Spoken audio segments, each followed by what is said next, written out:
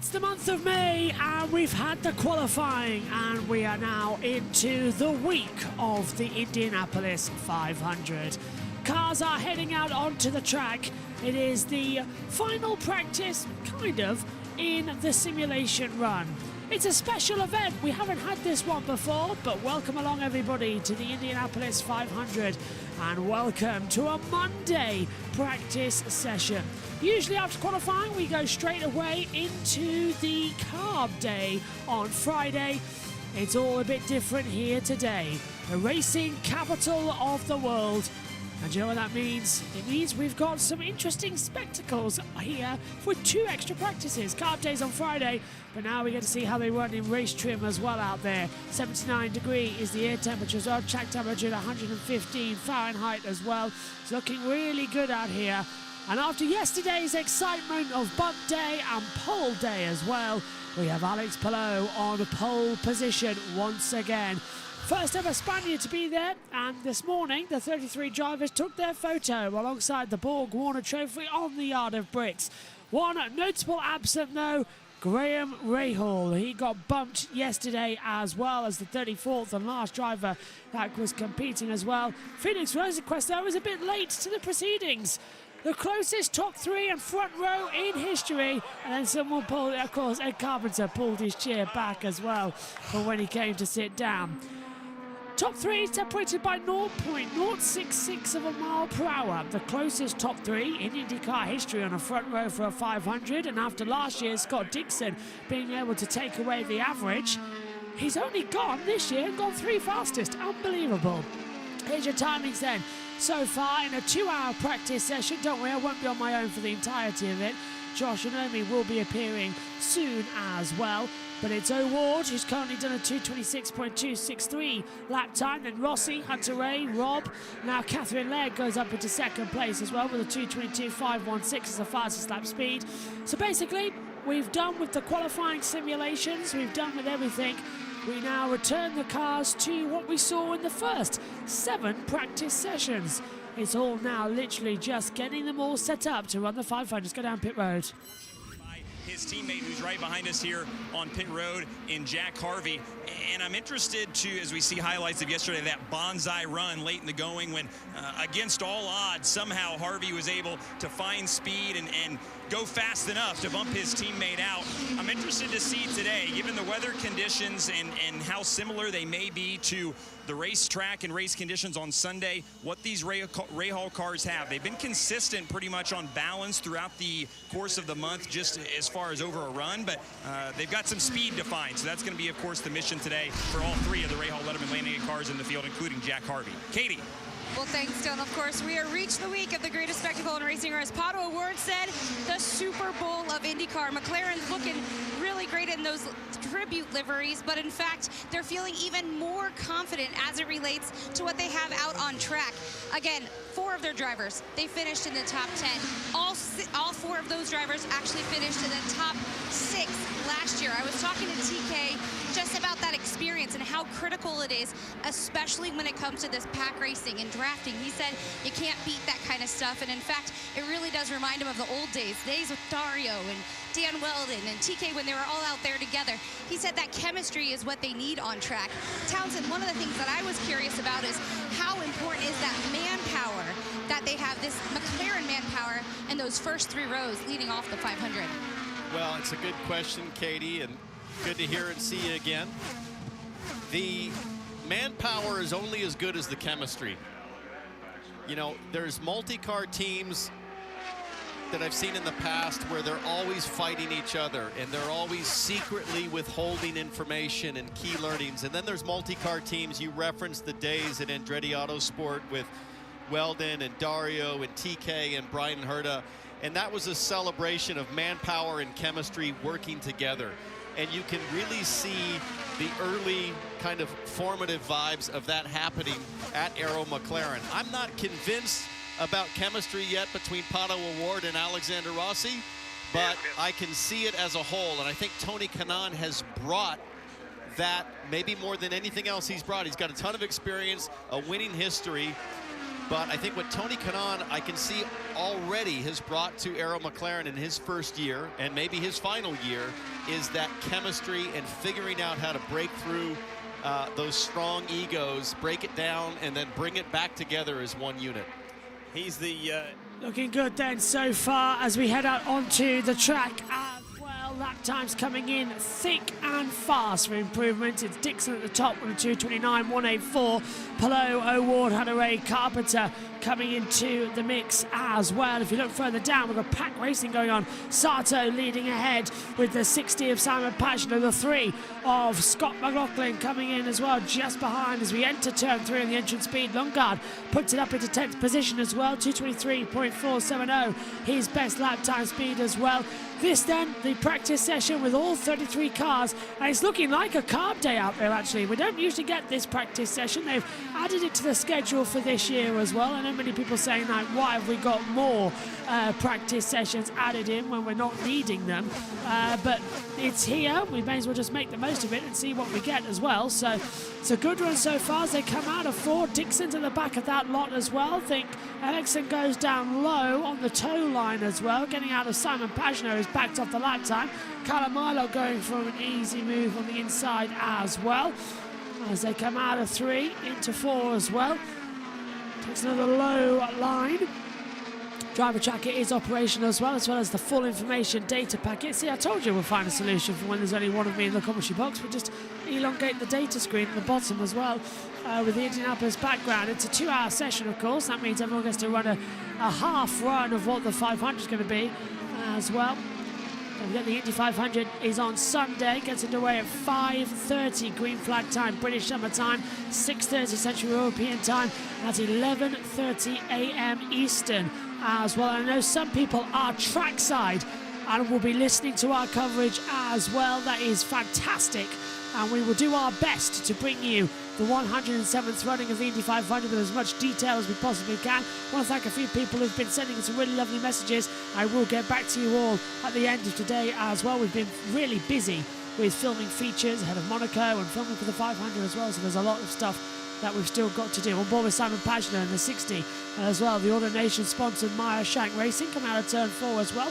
Takes up a nice high line as he heads towards turn 3. Dixon top 2:29.184. Not seeing that time differential. Lundgaard back up to 8th, passing Robert McLaughlin. So it looks like we've got a carb day run already. Everybody's heading out there, keeping together. Let's listen to Pagenaud as he heads down the start-finish straight.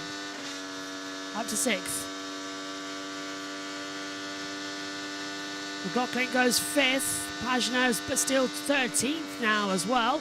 Hunter-Ray's up there, 25.858. Now we're expecting at the moment, not everyone's running full throttle, but we're expecting lap times to be quite high again, maybe 2:37s, 2:38s max. And then of course we'll see what it's like on carb day when we get everybody out there on the same amount of time, the same amount of lap speed as the cars fly by into one. Is heading through 2.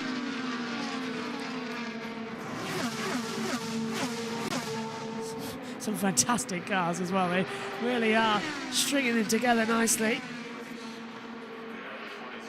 Through 3 and 4. On board with Will Power. He's directly behind Marcus Ericsson as he throws the car down low. Ericsson dives into pit lane. We no longer have, now in this 2 practice sessions that we'll have here across of Monday and Friday, Friday still being carb day, we are going to see the pit entry change again. So I just love that sound as well. So the pit entry has changed. So the pit entry has changed where you don't have to now go into the low lines at 3 and commit. You can just dive straight off into the pit lane after the exit of turn 4. That's now because we've had the bump day, so all 33 are locked in the field, which you can start practicing your fast pit stops, which is what we've seen a lot of them do as well. Power now leads this little group of ragtags down the start-finish straight as well. Moving to the inside, I believe, is Stefan Wilson taking up the in now and taking lead of this little tow. And behind them we see Christian Lundgaard in the 45. On having trouble making out the fourth car in that little tow as well. I believe it looks to be like the 18 of David Malukas. Let's go down to Katie Lee. Balance, that is something that Chip Ganassi Racing is really focusing on. Alex Palou just out there, and the team is not at all urgent right now. Of course, we know that's not really the big picture, but guys, I want to take it back just a moment. He's the only guy within the Chip Ganassi camp that doesn't have his face in the Borg Warner. He obviously is looking for the double here at IMS, having won that GP. In talking with the team, the big goal really is all about balance here today. But what I loved was what you guys were talking about on the show yesterday, and how the visual that we really understood is you can't even see within the few seconds of 10 miles that was a difference between first, second, and third place with the laps that they were putting on. It doesn't matter what that time really was, is that this field is so close, and they really need to make sure every little bit of that balance really shimmies out for them here today. Dylan? And Katie, from one end of the spectrum to the other, when you think of somebody like Callum Ilott, who, if you've been with us on Peacock and on NBC this month, you've no doubt been well aware of his struggles and their efforts to try to get Callum up to speed. They switched cars on Fast Friday, and this is really kind of their first opportunity to really see what this car's got in race trim, in race traffic, out there with other cars on the track, because when they switched to this car on Fast Friday, obviously it was all about just trying to figure out how to get Callum in the show. So this is more than just kind of a shakedown for this Juncos Hollinger team. They've got to figure out and kind of start from scratch and figure out what kind of race car they've got in this 2-hour session, then just hope to fine-tune it on Friday and Carb Day. So big session for this group here as they try to get Callum some more laps. And let's expand upon the Juncos Hollinger story. In the blink of an eye, they've gone from turning up at Portland International Raceway to do the final 3 races of, what was that, the 2021 season? I believe so. Last year, they commit to the full season with Callum Ilott. And here they are at the Indianapolis 500 with a 2-car effort with both cars in the field, in the big show. It has been a steep learning curve and acceleration. But that man there, Ricardo Juncos, has been the master architect of it all, with Brad Hollinger, his partner and co-team owner. What they've put together in a very short span of time is impressive. So impressive. And, you know, the story of Ricardo Juncos coming to this country with, what, $100 in his pocket and starting down the path of owning and operating a lower formula, a junior racing team on the road to Indy, then finding success, getting the Indy lights, now Indy Next, and ultimately now having a 2-car full-time IndyCar team, qualifying both of his cars in the Indy 500 under difficult circumstances. Ricardo Juncos had to make an extremely difficult decision on Friday night. Do you stick with the plan, or do you get your team to work through the night and switch to a different chassis and gamble that that's going to make the difference? So it's been a whirlwind of emotions, but he is guiding his young organization extremely well. It's been very impressive to watch him build and expand and perform. We've got a little train forming out here on the circuit at the moment as well. We've got in the back, I'm just taking a look, we've got Joseph Newgarden trying to follow the 23 of Ryan Hunter-Reay. We've got Callum Ilott, Dixon and Colton Herter together as well, as Ilott jumps to the back of that battle. Through on the inside goes Dixon and Herter as well. Newgarden still on the back of Hunter-Reay, coming through turns 2 and 3. Still can't find a way through. Just hearing the cars flying down the back straightaway. Now, Hunter-Reay takes the high line through 3. Newgarden on the low line, sweeps in and gets the position. And what's happening with Scott Dixon? This is his backup car, I believe, being towed away. Side also that of Peterson in the number 50. The American rookie in the small team that could, Able Motorsports. So are they done? It's not too late to be a sponsor in the greatest spectacle in racing. Just want to know as well, I think that is going to be Dunzo for Scott Dixon. I don't think that is actually Dixon will follow. I think that's Rossi in the 7. That looks incredibly similar to the livery change I've got on my board here as well. This is what we get.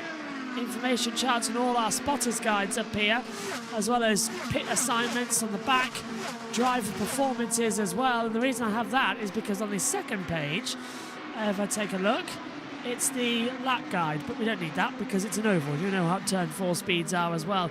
McCray says, if you are using Sky Sports F1, does it keep stopping and speeding up on the TV pictures? No, everything seems to be okay there. The driver track is having a few difficulties I'm noticing today, though, down there. Sky seems to be normal, exactly the same. If I use the Sky Sports F1, does it keep stopping and speeding up? Yes. It's fine for me. I'll put it in the comments box. I haven't noticed any stopping and speeding up. I know the driver tracker has been alongside me. That's been having a few issues with, I believe it's just because the amount of cars are out there. It's been most we've seen this week as well. So it's like having a little bit of a glitch. Usually it's only 27. There's 33 that they've got to do, maybe even 34. But yeah, I think everything's okay. If it freezes though, you'll know. I had that yesterday though with the touring cars. We start of race 3, lights go on and then they go out, and oh look, lights out literally because the TV pictures failed on me. I couldn't see a single thing up here in the commentary box. It was quite funny. Commentary is fine, but for me the action is stopping and going at 2 times speed. Are you on Sky? Are you on Sky Q, Sky Stream, or Sky Glass? Or Sky Go? Let's go down pit road. Let me know. Here's Scott Dixon. Quick change that we need to go back for. It was definitely too planned. So just wanted to get a first run in, get the balance checks, get the ride heights, make sure they're all right from obviously from qualifying runs. And then we just had a quick turnaround here that we'll pop back for about 10 or 15 minutes and be back out again. You talk about that balance. That was the key thing the team was telling me earlier. How are you guys finding the balance in the midst of everything? You have big shifts typically when you go from the qualifying setup to the road course setup. It's always quite sensitive, I think, with ride heights, also cross weights and things like that. So you try to get that run in. If it hits pretty spot on, which we were pretty close, then we can go back and get onto our test list. We're talking about team chemistry out here today. And the Nasty Racing is one of those teams that feels like they have it together. How would you rate that? Yeah, I do. It's hard to comment on how everybody else is. I think always for Chip Ganassi Racing, it's an open book. Everybody works really well together.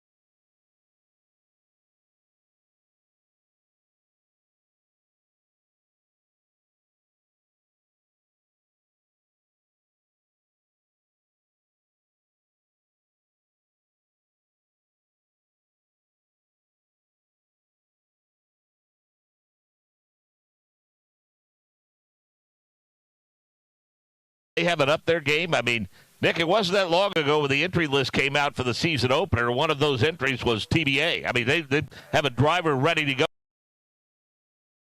until they actually got to St. Petersburg. And, boy, he's worked very, very hard. I mean, he's, brought HMD, Rick Ware, those folks on board.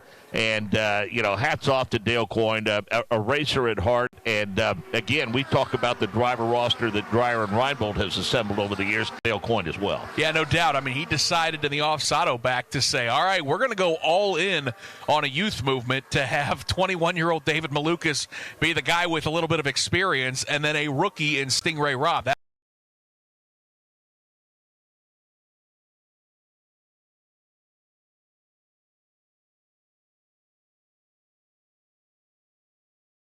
That always, and that took him out of contention last year's 500.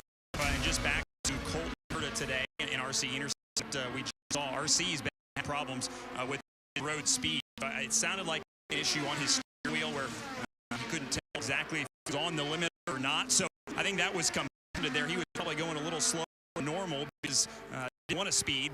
Then kind of a bad situation worse with Colton coming in hot.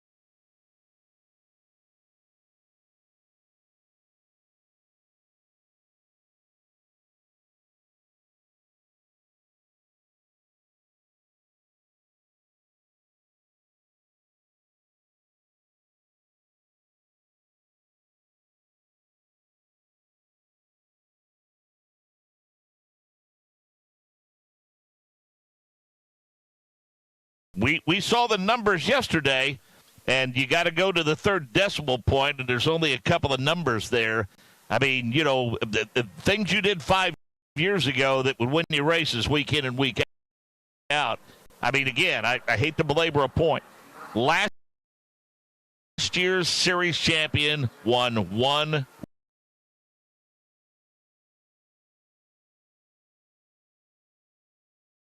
race. One race, willpower, and it was Detroit. And so that gives you an idea that maybe for some of these teams, even here, maybe they haven't had the quote-unquote results of like 17 Borg Warner trophies. Maybe there's nothing necessarily wrong with them. It's just how competitive this thing is. I mean, Mark, there were like 7 or 8 drivers yesterday. In fact, all of row 4, 5, and 6 had 4-lap averages of 232 miles per hour. Yep. That puts you on the pole just a couple years ago. Yep. I mean, that's how competitive this sport is. Everybody's getting faster. Everybody is improving. It does not take much. And you can go down and talk to Bobby Rahal about it if you really want to. It does not take much, Mark, to one year feel like that you got a chance to win the race, and the next year feel like you are completely lost and at the back of the pack. And it is. It's an illustration of just how competitive this sport is and how many smart people we have working on these cars that across the board for all these teams that eventually figure it out and find speed with these cars. Well, 25-some-odd minutes into the show, I think it's safe now as we look at Scott Dixon, who's the fastest, 229.184, and then Palou, Andretti, Award, and Hunter Ray. Then Sato, McLaughlin, Carpenter, Erickson, and Malukas through 10th. Pagano 11th, Lundgaard is 12th. Then Stingray Robb, Kirkwood, Canapino. Then Kanan, Wilson, Grosjean, Daly, and Newgarden. Catherine, Legg, Ferrucci, Herta, Rosenquist, Rossi, Harvey, Enerson, Power, DeFrancesco, and Castroneves.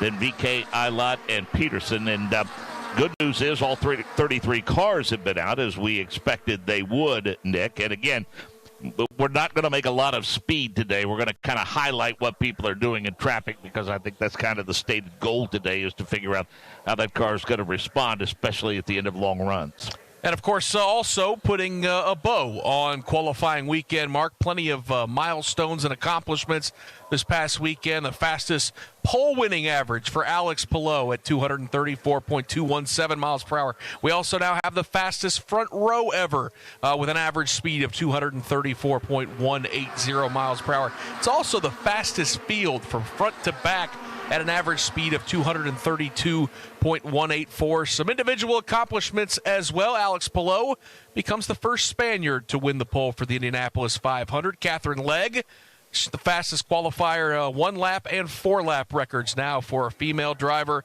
Benjamin Peterson, what a great story, Mark. We should probably take a second to touch on how impressive he was. The fastest 1-lap qualifying speed by a rookie on day one at 233.297, and then they had the second fastest qualifying average by a rookie as well for 232.739 miles per hour. Peterson, along with Santino Ferrucci, I think gives A.J. Foyt a legitimate chance at winning this race next Sunday. They have not qualified within the first 3 rows since Robbie Gordon did that in 2001 when he was third, and the team has only once had 2 drivers qualify inside the top 12 since that year. Tony Kanaan in 2018, who qualified 10th, and Matthias Leist, who qualified 11th. So that tells you what a long time between drinks it's been for A.J. Foyt in terms of starting cars up front. And Santino Ferrucci said, I've heard an interview he did this morning with Jake Query and Kevin Bowen on our local affiliate 93.5 and 107.5, and they said, what's that first lap going to be like for you? He said, well, for the first time in my career here, I'm not taking the green flag in turn 4. Yeah. I mean, he's plus 53 in a career here at the Indianapolis Motor Speedway. In 4 starts, he's moved up 53 spots. So we know, just put Santino Ferrucci in the field, he's going to move his way forward. And now that you're going to let him start to the inside of row number 2.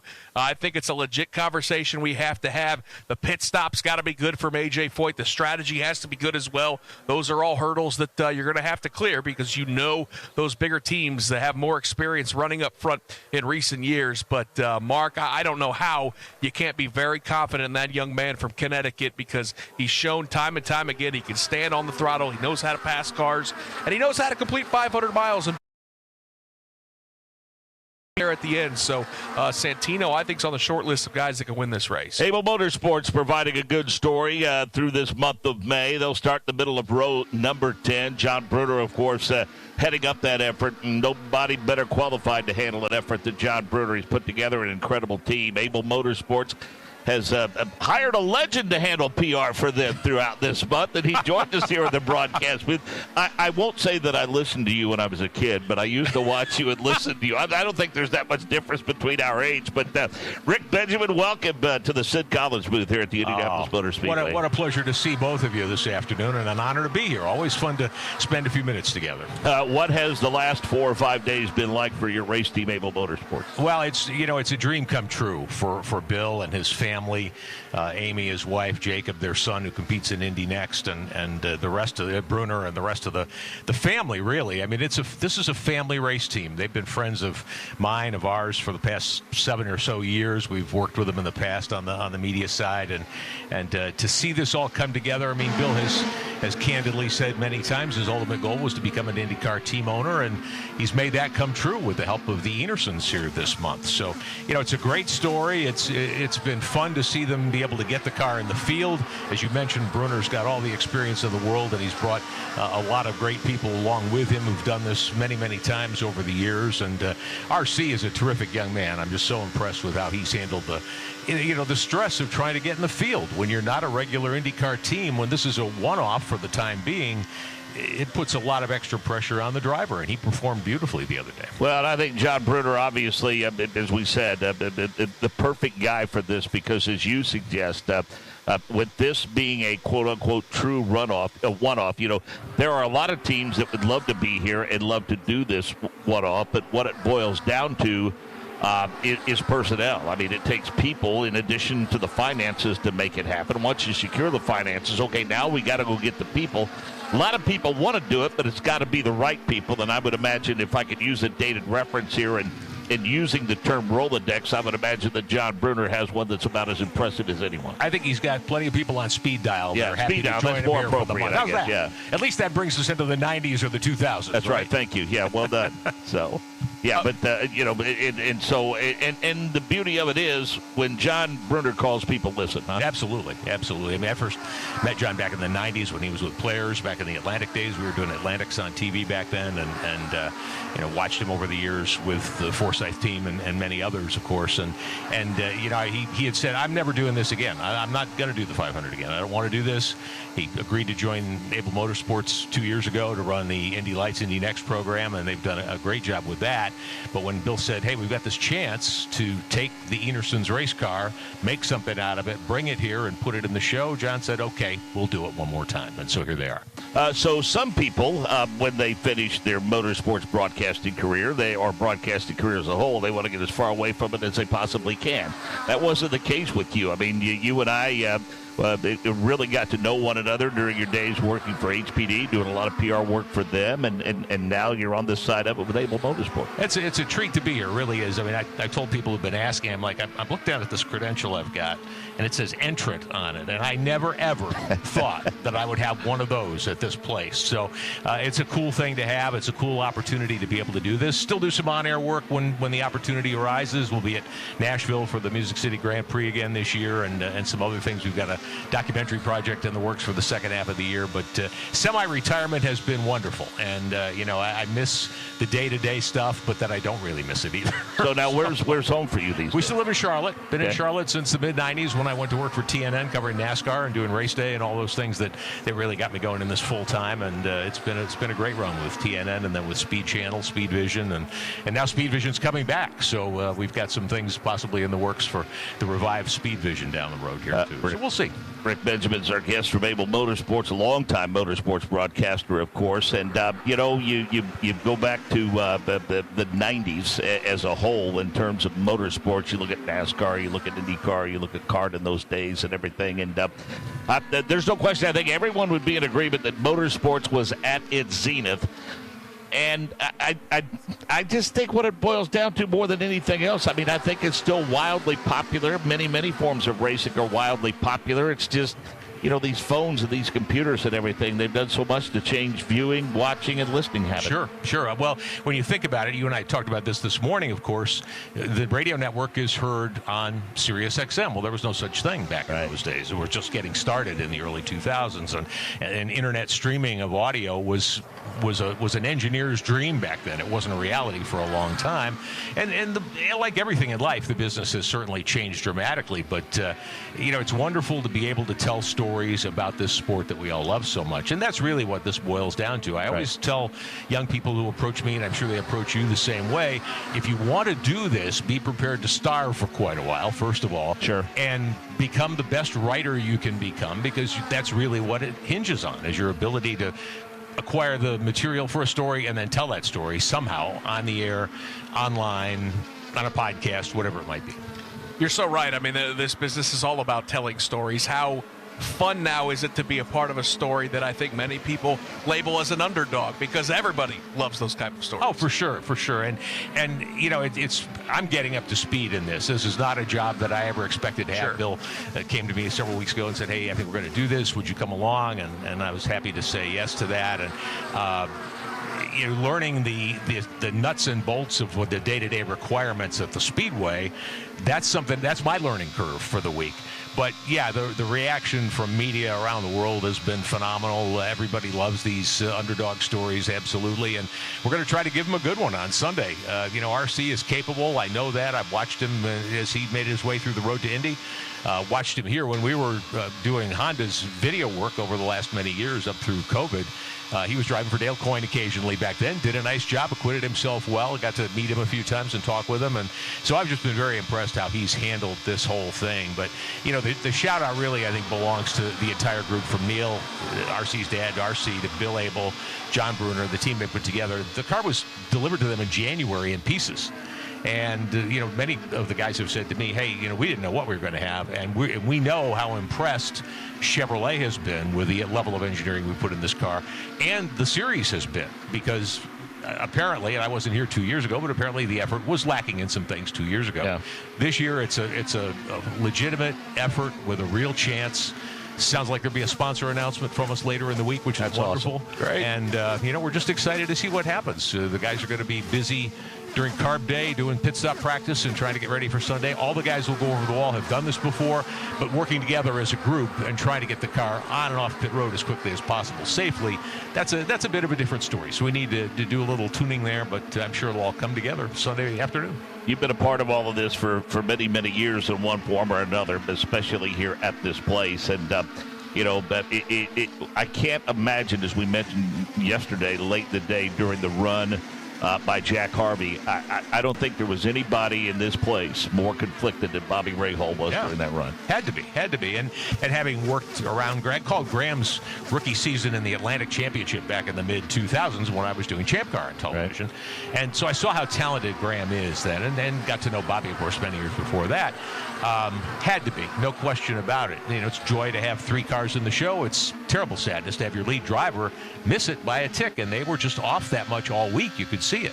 So it got to be enormously frustrating for Bob. A lot of people have made mention of obviously the winners to the richest go the spoils. There is even an exhibit in the museum highlighting those notables who have finished second over the years. But and this is no salve for the wound for Graham Rahal, but those that have missed it over the years is a pretty impressive list, too, in terms of accomplished drivers. When you think of his 15 years in a row being in the show, and then, he's 34. He's at the peak of his skills as a driver. But to just not be able to solve the equation here, and as long as you two have been coming to this place, it changes every day. It certainly changes every year. Every month of May is different. And sometimes you can have the best piece in the place early in the month, and then on qualifying day, it just doesn't work out. They've been behind the whole month, apparently. But, this place will break your heart. It will. And that's a case where it did. Okay, so we are back up and running up here in the commentary box, but we're on a different headset at the moment as well because the others are being repaired. So hopefully it's not too big of a difference as well. But so sorry about that. But 3 wide, Dixon, and the 27 of Kyle Kirkwood sending it right around the outside as well of what looked like Venus VK. So we've had a bit of a tech failure up here in the commentary box.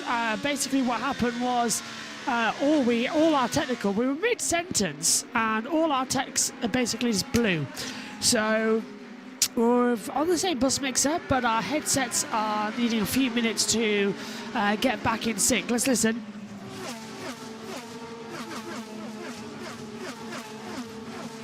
So many of the drivers now in sync with each other as well. And we had some running in the middle as well, going further back as well. Joseph Newgarden trying to have some moves as well. Stingray Rob getting into the mix of things as well and getting into the spirit of it as they come down. Hello to Rod Brown, says, how's everyone doing? Hey people, hello. I love this from Skifty TV. A tip, Joshua, don't eat the mic. Will help. No, but they look like ice cream cones. How do you not? So a little bit as Dixon goes to the inside of Newgarden into turn 1, and we see further back, on McLaughlin. Newgarden's further back was what I was going to say, making some moves. VK was indeed slipping further back in the field, so he's got some time to keep an eye on things. All going well down the back straight away. Dixon 229.184, Palou 227.392, Andretti 226.478, Award 226.263, Herta, Hanare, Sato, McLaughlin, Carpenter, Ericsson, your top 10 with an hour 19 left of this one as well. Hopefully we'll have just give us a thumbs up in the chat if this headset is okay. It's the one that Ian Birch uses. It's our backup one as well. We haven't used it this year so far in the main commentary box. It works fine everywhere, but let us know if the mic levels are okay and everything. We've also changed the sound guard on it as well, so that's why it's a bit different. As to the inside, Dixon passing the number 3 of Scott McLaughlin on the inside line into turn 3 as well, keeping it nicely smooth there as well and just keeping it up to temperature. Tyre temps coming in. Turn 3 trap speeds. Dixon's 236.128, Pagano 234.8, Daly 234.7, Sato 234.436, exactly the same speeds as Alex Palou, his teammate as well, and Grosjean is a 234.369 as well. So there's some good things coming. Cool, Josh. Thank you very much.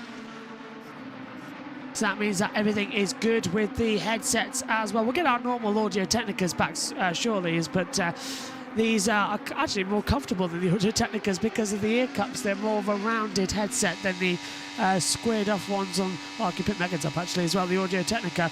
Mine aren't as good as Megan's in terms of ear cups. Mine have broken ear cups as well. They need replacing, so that'll be something we do before, hopefully, Le Mans. Here's Scott McLaughlin on board, looking back to Scott Dixon. Keeping up, thumbs up, all good then. Thanks, guys, for telling me that.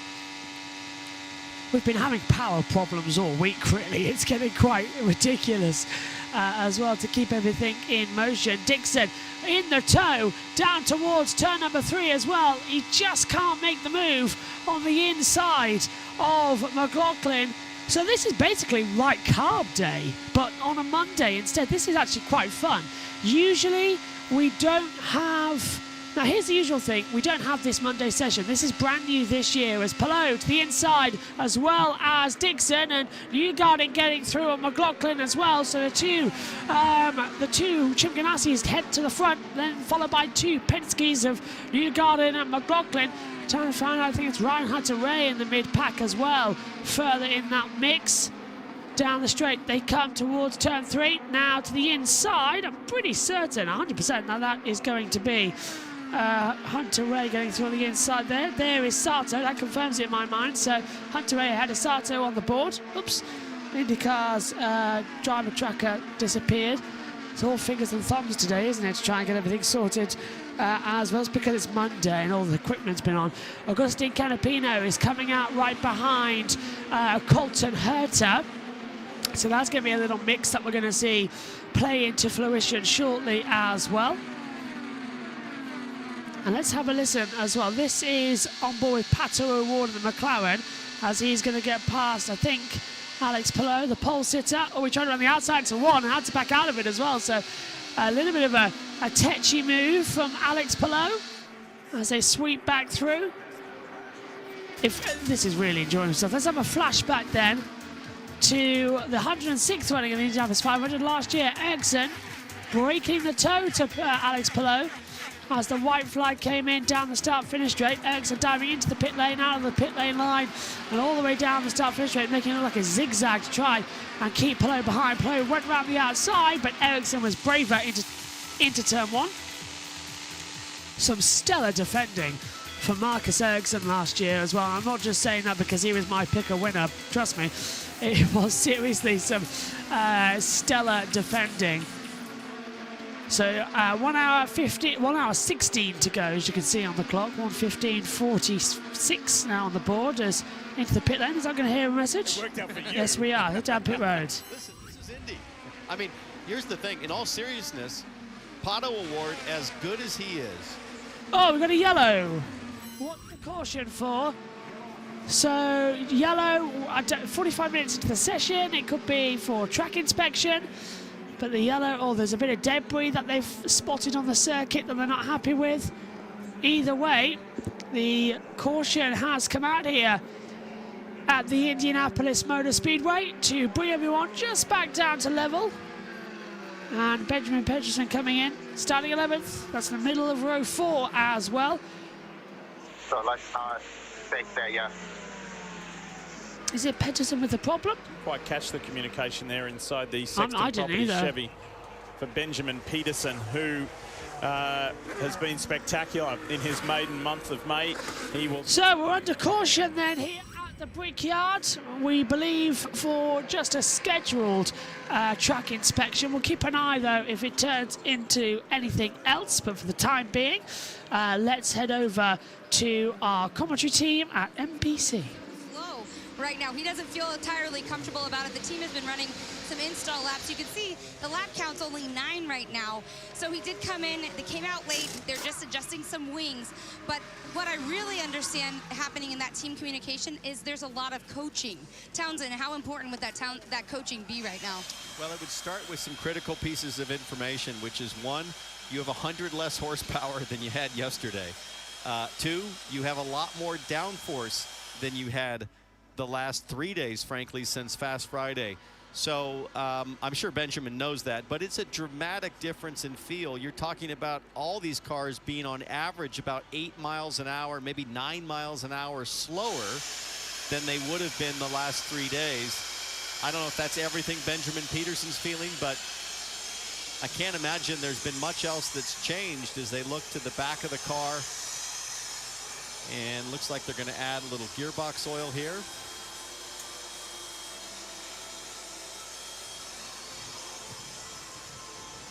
Talking about team communication, let's have a little listen inside the Rahal Letterman Lanigan team and group with Christian Lundgaard. I don't think we're doing so bad, guys, because I think everybody else is on new tires.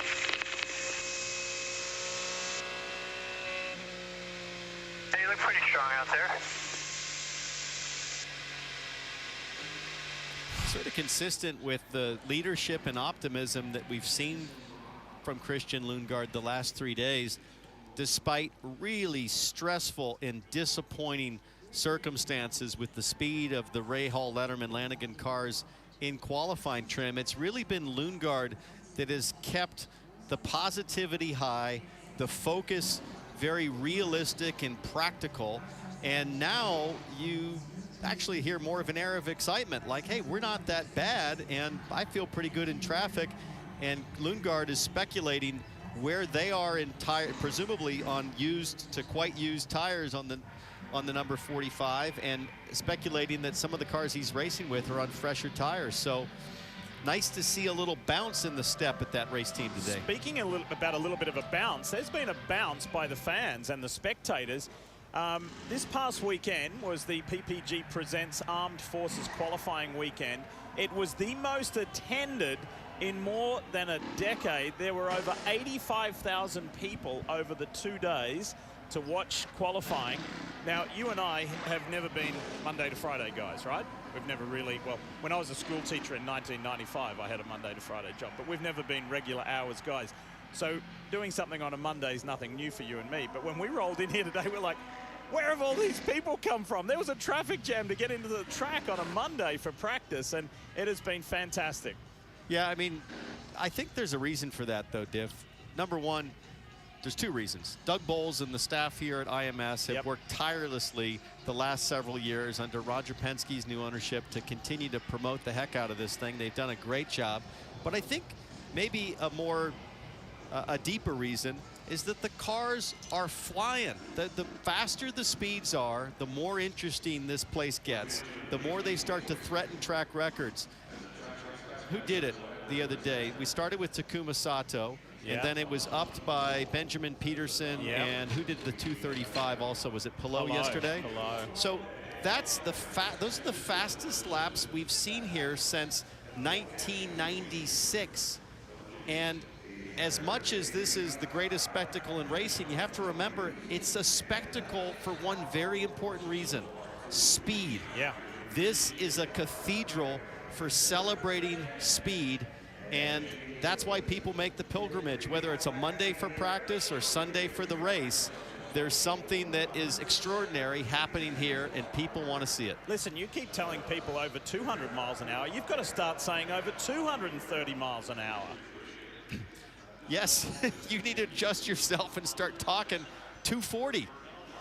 We're in the 240 era now on the straights. Pato O'Ward, 243 top speed in practice. Connor Daly last year, 243.7.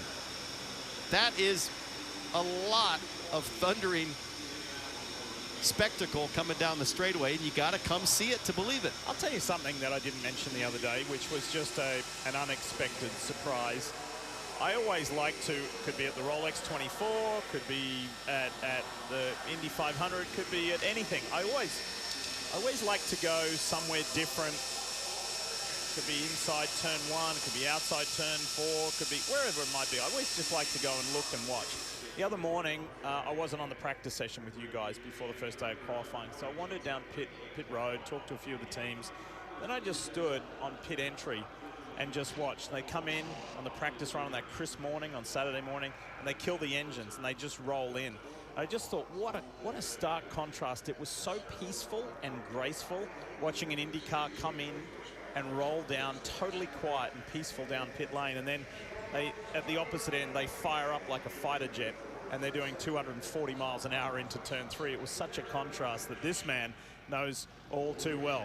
You notice anything different about the look on AJ Foyt's face right now? Well, I see a 40-year-old AJ Foyt in his prime, ready to go beat the daylights out of everybody else in this race. He is up in his, he is focused. Yeah. He knows he's got a shot, and I think I'm seeing somebody that is having a renaissance as a race team here this month with speed and performance and the old, you know, aggression that we loved about AJ Foyt as a driver and as a team owner. Now he should be so proud of his organization. There's a reason why Mario Andretti and AJ Foyt are who they are. It's the way that they're wired.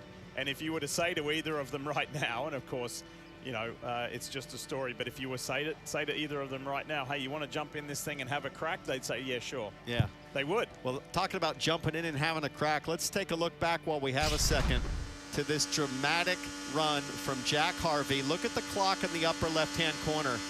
30 seconds to go as he crosses the line for the final 4-lap attempt to make the Indy 500.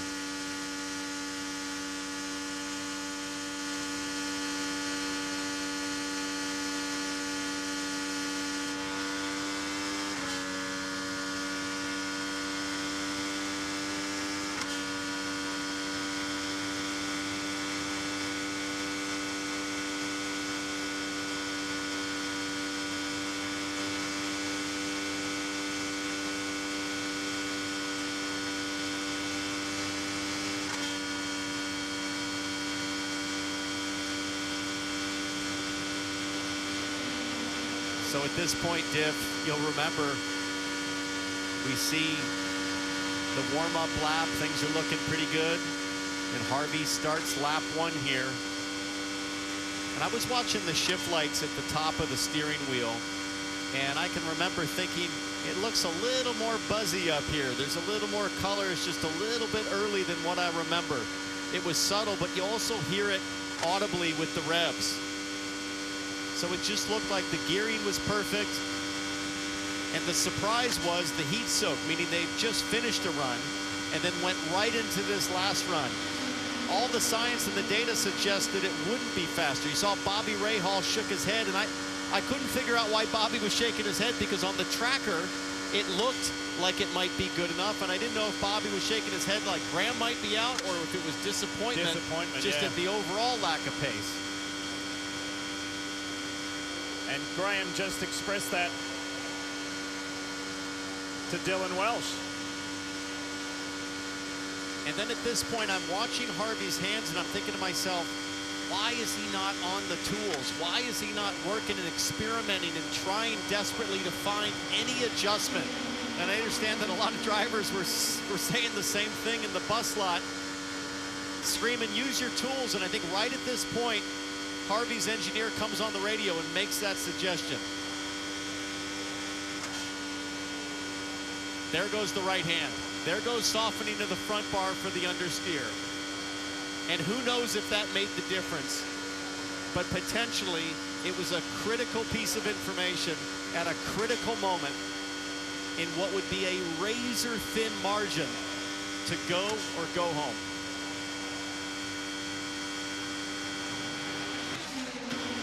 And look at that. When that popped up, lap 3 at 2:29.1, and he went just a smidge better, all of a sudden the body language changes. All of a sudden Graham went from, I think, thinking there's no way this could work to, uh-oh, I'm in trouble. And now a conflicted Bobby Rahal. He's watching one of his drivers outperform expectations. He's watching his son potentially experience the greatest heartbreak you could ever have here, a feeling he knows oh too well. And this was the moment that Jack Harvey will never forget. It's a moment that Graham Rahal will never forget. Right then and there was the defining moment, the separating moment between Jack Harvey and Graham Rahal.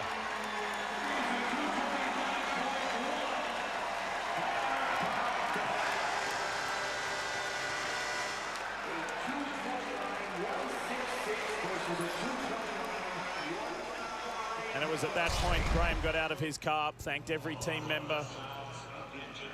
He slept. I don't know what kind of a night it was for him, but he slept. It's a new day. It's a different day.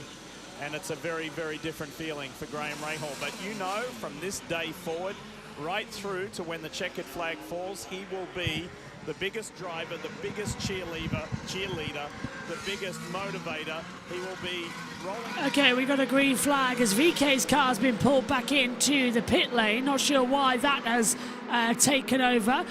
Okay, should we give this another go? Because I'm going to pronounce your name correctly because you said it in the chat now. So it's Verukta Weisenschaffler.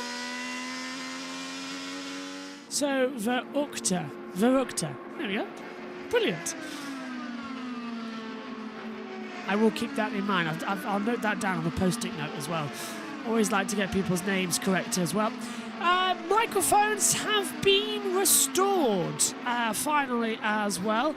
Although I must say I prefer the ear cups on the wider headset as well. In fact, if I had a hand... Oh, I do actually. Hey, handheld microphone time as well. Because then I can show you something. If I take a look at these, the headset covers here, they look okay, but realistically, they are, what, 3 years old? There's not enough light there.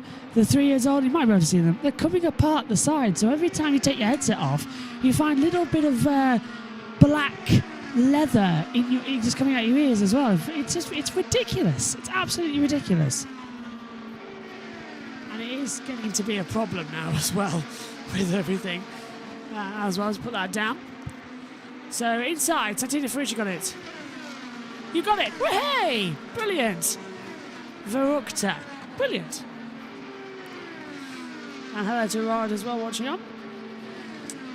So everything sorted so far with 1 hour to go in the session. Cars are heading back out there. Ericsson going a little bit slow, doesn't want to lead out front, so let's 3 cars go through. Newgarden has got the 20 just behind him as well of Connor Daly as they come through turn 3s and 4s. Ericsson now decides to lead the second pack to get some tow from the cars in front, and is immediately passed by Newgarden as they come across the yard of bricks. Daly looks to the inside line as well, and I think Ed Carpenter is involved, flying through.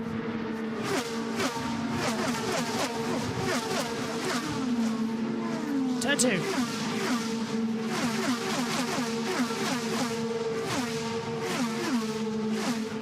Eddie Jr. says, my racing buddy's uncle lives across the street from Bobby Rahal.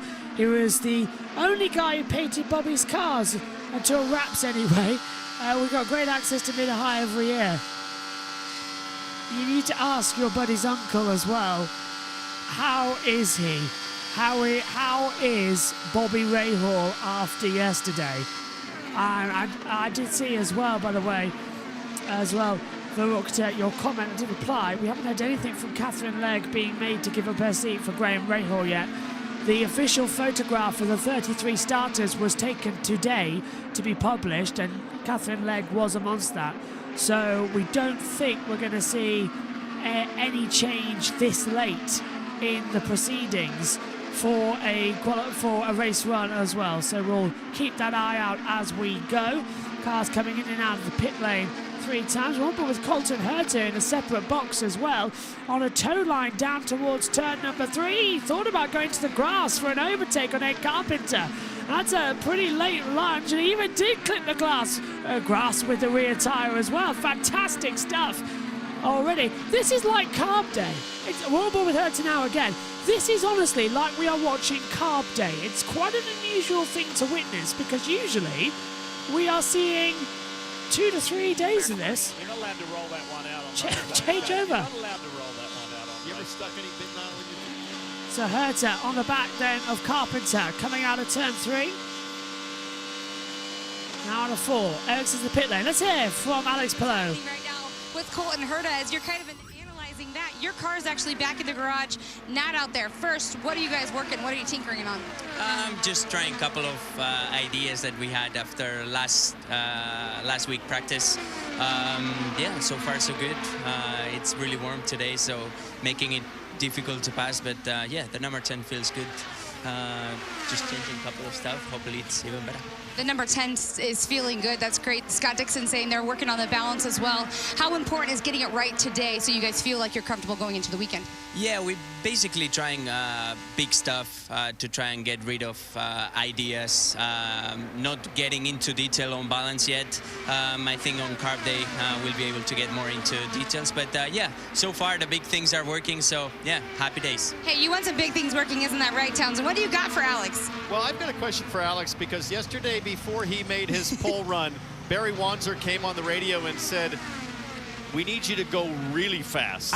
And I wonder, were those more aggressive changes they made to the car, or was that just cheerleading? Okay, so Townsend Bell wants to know, when Barry Wanzer came on the radio right before you went out yesterday, you see the smile, he knows what we're talking about. He said you need to go really fast. What was the intent behind that? It was, I guess, that he was telling me that we had low down first, that we could go for it. We were gonna go aggressive as we spoke on the meetings before. So yeah, I understood the message. We didn't really want to say our downforce level that we were going through. So yeah, I was happy to hear that we were not playing conservative. We wanted to get the pole, and happy that everything worked out. Real quick, we also have a conversation, a comment from Diff. You know, they did not have any miscommunication within the team, Diff, did they? Hey, Katie, ask Alex for me. Did he and the team go out last night for fried chicken, or is that just for race wins? Okay. So I know I said off record, did you guys do any kind of celebration? But really, Diff wants to know, did you all get some fried chicken? No, we didn't. It was a pole win, not a race win. So maybe next week, if we're lucky, if everything works as we want to.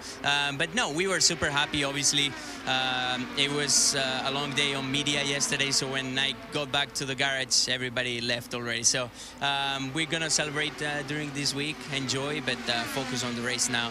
It's a big one, so. It is a big one. You're looking to get on that Borg Warner trophy. Yeah, sure, absolutely. That is it, guys. He's looking for his first win here at the Indy 500. And you guys, you know what, Diff, Townsend, this might be a little bit more than fried chicken if he takes home the win here. Well, fried chicken is only for race wins, not getting carried away with the pole position. No need for fried chicken just yet as well. The KFC here as well. Yeah, okay, we'll get that soon. Okay, it's giving me an idea for a feature that we could do as well. Cars swing by through turn 2 as we see Pato O'Ward under pressure from Joseph Newgarden. Down towards turn 3, we've got O'Ward leading the tow of these guys out there. This is honestly feeling like carb day. It's so bizarre. I suppose with it being carb day, we should really go out and get some fried chicken set up as well. But this is quite an unusual run, and out to the inside line, down towards turn number 1. Newgarden goes low and sweeps through to lead the pack here on the Monday carb day. So okay. If Friday is carb day, this new Monday practice session post-qualifying, can we call it low carb day? Because everyone's running a similar setup to qualifying and the race, but not full. So we've got Friday as carb day, and today is low carb day. I think that's a great new name to call it. Let us know in the chat if you like that idea as well. As they come through with less than an hour to go. O'Ward getting so much speed out of 4, and I thought he was going in the wall there for a second, but it's Newgarden diving into the pit lane as well, and now O'Ward's vulnerable to Felix Rosenquist, who goes down low. McLaren sweeping everywhere at the moment as Rosenquist comes in. Newgarden down pit lane, and will take as well, I think, a little bit of fuel going in as well, and get on doing some more runs in this session. This is great with this much practice after qualifying. Absolutely. Usually it's only 90 minutes after the qualifying on the Friday. So everyone's a little bit rusty getting back in the cars and expected to go to full speed straight away. This means we're getting a low carb day of 2 hours instead of 90 and go straight in. No major crashes is almost unheard of. I cannot remember. I think the only crash we had last year was Herta on carb day. But I cannot remember an incident-free weekend or week that we've had. Not one yellow for an accident in the wall, not one crash. Everyone has been super smooth. It looks great as well. Let's go. Hashtag Big Head, hashtag 78 with the blue-white as well, yellow-blue. I presume with the 78, it's Agustin Canapino as well, the young Argentine rookie, who's already going for Rookie of the Year, will have to beat Pedersen, Stingray Rob and everything on there, but I think the fan vote will count to something as well. Eddie Jr. says Mario Andretti hit 252 on the back straight in testing at IMS. I think you're absolutely right there. Varukta saying as well, I cannot remember one either. No, I can't. It's really bizarre, isn't it? I want to know, by the way, now that you're here, by the way, I have seen everybody's comments, and I've got a few of them, so I'm going to reply to them all later. We've been very busy filming today, but I have read through them. Thank you very much. It's very, very, I suppose, a good platform. No, it means quite a lot as well, and I thank you as well, especially to Varukta, who put a comment in yesterday, and who's going to be listening to us trackside for the 500. It's going to be fun there. We're getting the team together for that, for the 500 call. Josh will be there, Omi will be there, a few other people sneaking in. Matthew Owens will be on USRN, but Megan will be back with us as well in the comms box for Monaco and Indy 500. Big day. Kyle Kirk, we're currently 21st at the moment, just in the pit lane getting some work done. Ericsson decided he's had enough of running in the tow and has dropped out of it. Now we've got, I think, Sato up front with Rosenquist. I can't quite tell in that little run. See if I can see it on the driver tracker. It's saying it's Christian Lundgaard, but I don't think it is. Let's have a look. I think it's that Award behind now. Yeah, so Award's caught up and has joined the battle. Power now to the inside of Ericsson. So that changed it. You do a great job, my friend. Oh, thank you very much. Stingray was awesome yesterday. He did. Yeah, Rob Annie, absolutely. Rowdy Fan 8 says, there's no way we don't get a Raw week blowover, race week blowover. Happens every, yeah, it's true. Someone always does flip the car. I would guess that would happen on Friday, and I'll tell you why. It'll happen on Friday when I'm not in the commentary box, because I'll be commentating on some Monaco practice. So, yeah. Do you remember when Carb Day used to be unaffected by Formula 1 and Formula 1 moved Monaco to Friday? It really is unfortunate, isn't it? As Ericsson under pressure. There's Ryan Hunter-Ray. He's running with Stefan Wilson and Santino Ferrucci with Marcus Ericsson at the head of the tow. I was wondering where they were. They're at the back of this little battle, but you can't see them on the driver tracker. Trying to see the upcoming rounds for Monaco. Rosenquist decided he's doing playing out front of the tow. Practice 2, 4 till 5, yeah, so I missed quite a bit of the running. I missed, it was, 4 till 5:30, so I missed an hour of Carb Day running, unless I get someone to fill in the Monaco second practice.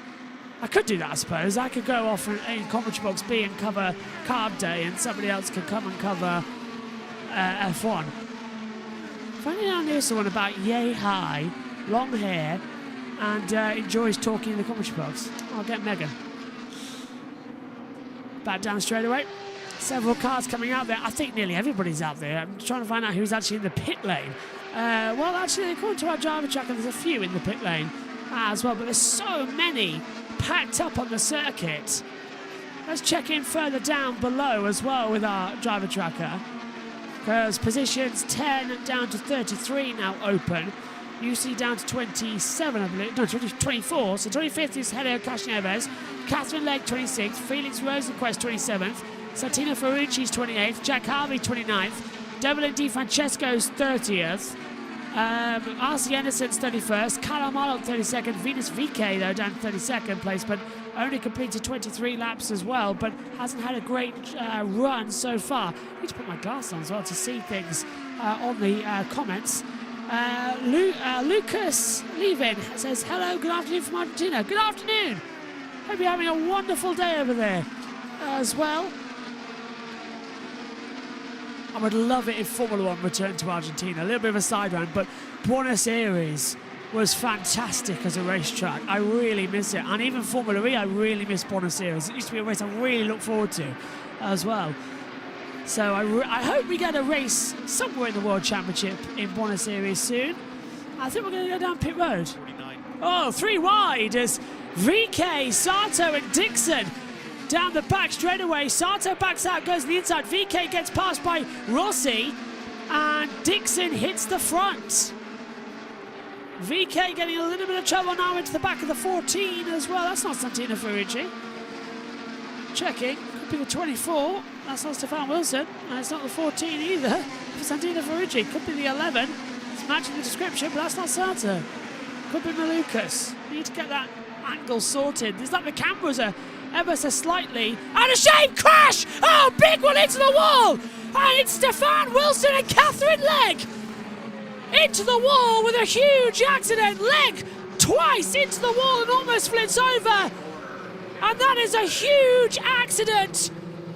It was Stefan Wilson hitting the back of Catherine Legg coming through turn 1. And our first crash of the week comes on the Monday. Medical teams are there. And it's the fastest woman in Indianapolis 500 history who gets tagged by Stefan Wilson coming out of 1 and into the barrier hard. The car almost flipping over. Luckily, came back down, but this is not what you want to do. Coming in into the week of the 500. You only have one practice session now. But the first thing first, are they okay? Wilson hit the wall hard. Medics are there. Catherine Legg, the front of the car lifted up, slammed back down after making contact with the turn 1 safer barrier. She then slid across the track hard into the turn 2 safer barrier. And now the work begins from the AMR safety crew to make sure they're all okay. We've got split screen. We understand, I think Catherine might be getting out of the car.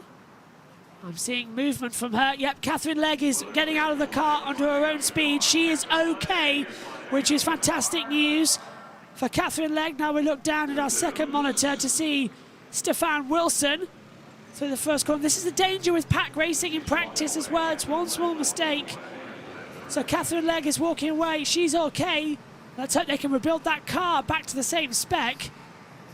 And the attention now with Stefan Wilson. Here we are watching on. The steering wheel and the covers from the side, the new protection for the headrest this year on the right-hand side of the driver's cockpit as well to stop the neck flying around at high speeds. Will be incredible with safety divisions as well. A few little other things. That's some debris, I believe. That's his gloves. That's Stefan Wilson's glove. And now the headrest has been taken out over the front and put over as well. So I'm not exactly liking that we're describing this in such detail right now. Ambulances are there. AMR safety team. World-trained doctors as well. Now just keeping an eye out as we look at Stefan Wilson. We've cut to a wide shot now, showing the AMR safety truck, the recovery vehicle and the ambulance, as well as a second red emergency truck. We saw them taking it out. I believe I can see a driver being assisted out. Oh, is that one of the... No, I believe that's one of the doctors who is just leaning over the Halo Aero screen, which is the same Halo as in Formula 1, but then with an added Aero screen designed by Red Bull over the front of it, so you get a glass protection as well as a halo protection. There's now a stretcher being wheeled out from the back of the ambulance as well. On the trolley, I believe the helmet is off for Stefan Wilson. I'm just seeing one of the paramedics taking it away. And it was a huge hit into the wall as well. We were keeping focus on both of them. It was Catherine Legg who's got our attention first because she lifted the front of the car up on her accident as well. It slammed back down in the middle of turn 2 and hit the exit, the safer barrier. It's damaged the right-hand side of her car, but it's the full frontal impact that Stefan Wilson had as well, because it's torn off the front nose cone as well. So the front and both sides of the front wheels have gone. So I presume he's hit the wall straight on at turn 1, and the car's sort of ricocheted back to damage the rear right. It's pulled down as well. The stretcher has been lowered as well. And 1, 2, 3, 4, 5. We've cut away now to Catherine Legg as well, and her car being recovered from turn 2. IMS is saying that Wilson is hurt. That's never what we like to hear as well, especially after such a violent impact as well. So we've got a red flag out on the course now as well, which is not standard procedure for a practice session. A yellow flag would indicate all drivers to return to the pit lane. A red flag means that the practice session is stopped without restarting, time confirmed.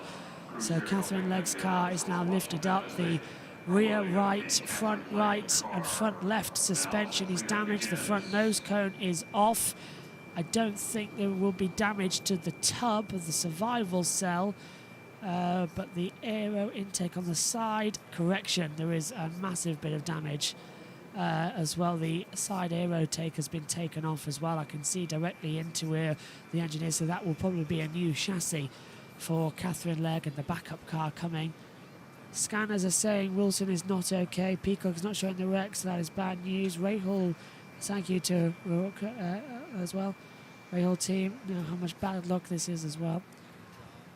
And it's the way that Wilson went into the barrier as well that was worrying me, because looking at the car, at the action, it's a full impact as well, and it was the fact that it's ripped off the complete nose cone. Now these cars are designed to absorb impact from frontals as well, especially on the aero packaging of these cars as well. As we cut to a wide shot of the start-finish straight and the pit lane and the pagoda and timing tower here in IMS, our first impact as well of the week. Eddie says, so she can't drive, can Graham fill her seat? The good thing is, the small thing from this is that Catherine Legg got out of the car unassisted. She'll be taken to the medical centre for a checkup, and hopefully all will be okay. And now attention turns. I'm just trying to listen in as well to information I'm receiving in my ears from the spotters as well, from everybody at Trackside Audio. The fans, I can tell you, that have come into the IMS gateways over the morning. You heard from the NBC boys this morning as well that they have had a traffic jam for the first time this week as well.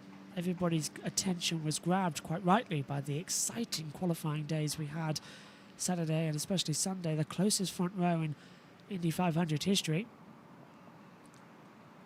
So everybody wanted to be here today early. Tickets available at the door. Cheap as chips as well. One person I said on Twitter, I noticed. And more recovery vehicles, I understand, are heading out to turn 1. And the practice session, with 41 minutes left on the clock, I don't think is going to restart for a while at this time. As what I can see on my TV pictures right now, while trying to get information in my ears as well from people who are both trackside relaying it to me. We see a sweeper across the start-finish straight as well, just tidying up the outside line, because one thing we see with a carb day run, even if it is a same as Friday's running, is that with the tyres they start to blister, and little bits of, like I was saying earlier with my headphones and the leather ear cups, little bits of black rubber gets discarded off to the side, and we are seeing a neck brace on for Stefan Wilson with a thumbs up given, and a massive relief that he is conscious. With a thumbs up he is giving us as he is being assisted to the back of the ambulance. So Stefan Wilson is conscious with a thumbs up as well. He is in a neck brace. That would be standard procedure as well. Presumably they would have made sure, and they would have done a driver recovery extraction, which is where the medical team lift the driver out with his seat still there. They practice it, they call it a red car test. They practice this excursion. The marshals are well trained, and the AMR safety team are some of the best in the world. Okay, so we got the thumbs up. So we've got Stefan Wilson ahead, and it's Catherine Legg actually who hits the back of Stefan Wilson. He goes round. He'll enter, a frontal impact at the turn 1 safer barrier.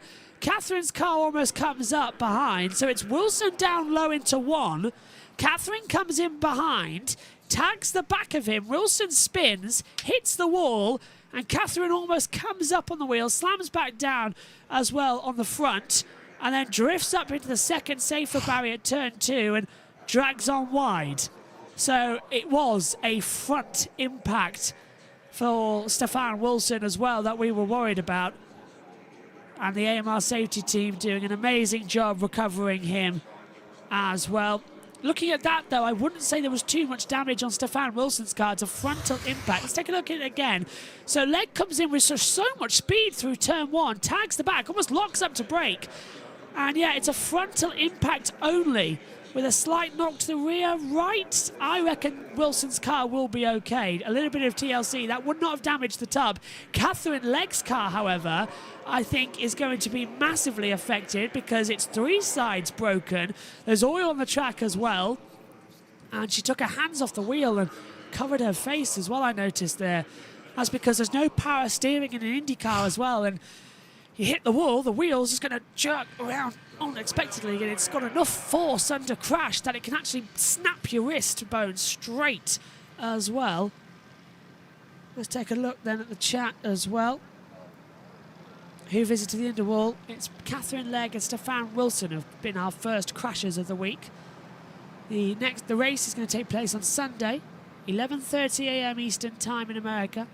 That's 5:30 British Summer Time, 6:30 Central European Time as well. So you don't take a seat. That's been earned. That's on Australian. Yep. Thank you for that. Real professional with the voice communication.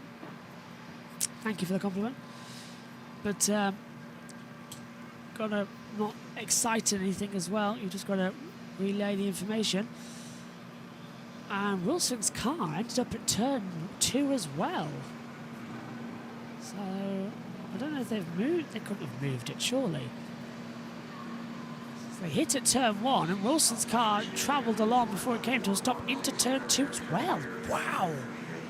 It's a long way to go. Well, they were going 230 miles an hour, and there is a problem with the safer barrier. Yeah, they've got a plasma torch out to repair the barrier at turn 1 where they had a full frontal impact. And these safer barriers are light, but they're sturdy as well, so that's been damaged. That's not going to get repaired in the next 40 minutes or so. If there is, it'd be a miracle. But that could be a little bit, that could be practice cancelled then at this time. So I understand Wilson was complaining of neck pain, which is probably why they put him in the brace as well, and back. So we will keep an eye on information as well as it comes into it. Yeah, the steering wheel, it's the same in Formula 1 as well, which is Formula 1 has power steering as well, so when you crash as well, the steering wheel these days usually doesn't fly around. But if the wheels move and it moves the suspension, the wheel does tend to move a little bit as well, but you always take your hands off the wheel. But that's a karting thing that the drivers are sort of embedded into their brain as well. And it's the same thing as well here. In IndyCar, there is no power steering as well. So you're actually physically moving the suspension and the tyres via a column down to the suspension and tyres. So you're physically moving the car, and it's incredibly heavy. You've got to have so much muscle power to keep up, especially at an oval as well. That's why they do so much practice without the power steering. But in an accident, the wheels effectively become like rudders in the water. Say you hit a rough bit of water, the rudder is going to flap around massively, and if you're holding the stick that's controlling it, that's going to flap around as well. You know how much that can hurt. So as soon as you hit something as well, and those wheels lift up like Catherine, as soon as they hit down, that wheel's going to jerk like massively as well. You can demonstrate on this little kitchen roll thing. So say she's got her hands on the wheel and it goes like that, it just snaps over immediately, because no matter what the force is, she'll be experiencing it, and it will just go round like that. And it go round with such a force, it will snap the wrist, because there's also a possibility it can go 360, which is snapping both wrists as well. So always with these type of cars, you take the hands off the wheel and it goes through. How much practice do they need? This is practice number 8 of 9, as well as the 2 runs they had in qualifying yesterday as well. So Indianapolis Motor Speedway is saying that coverage will continue when the session resumes, but there's 34 minutes left on the clock, and at the moment I'm not seeing any sign that this session will continue because of the amount of damage as well. I would love to see the incident one more time though as well in slow motion. We've only seen it in fast motion as well, because from what it looked like is that you don't break through turn one, so Stefan Wilson must have lifted slightly, and Catherine was coming at a higher speed, and she just tags the back of him. Replaying in my mind, trying to explain it to you, she tags the back of him. He goes round, and Catherine just sort of carries on with him as well. She hits the barrier and then drifts off to turn two, but Wilson hits it completely square on as well, and drifts back down and then hits it up a Z the second time coming into turn two. So it looks like it was a parallel accident from different angles. Certainly, I think Wilson's car is going to be repairable, so he's not going to lose too much data from this. Catherine's, however, I think might need a different chassis. But lucky for Graham Rahal, Lennon Lanigan Racing, there are two other chassis, her backup car and Graham's car. But I won't really want to take Graham's car. So her backup chassis might there, but they've got a week to repair it. That's a great thing as well. This hasn't happened on carb day on Friday when the race is on Sunday. This has happened Monday, which means they've got 90 minutes to test it as well later. So they'll work on it throughout the week. They'll repair that car, and fingers crossed the setup will be the same. So expect to see a lot of practice running for Catherine Legg on carb day, and hopefully Stefan Wilson's going to be okay. Yeah, Catherine's car's fine. It's not their car. She's qualified for this race. So you can start with a backup car. Colton Hurton did it last year as well. He had a different chassis after crashing on carb day, but still started the race with the back.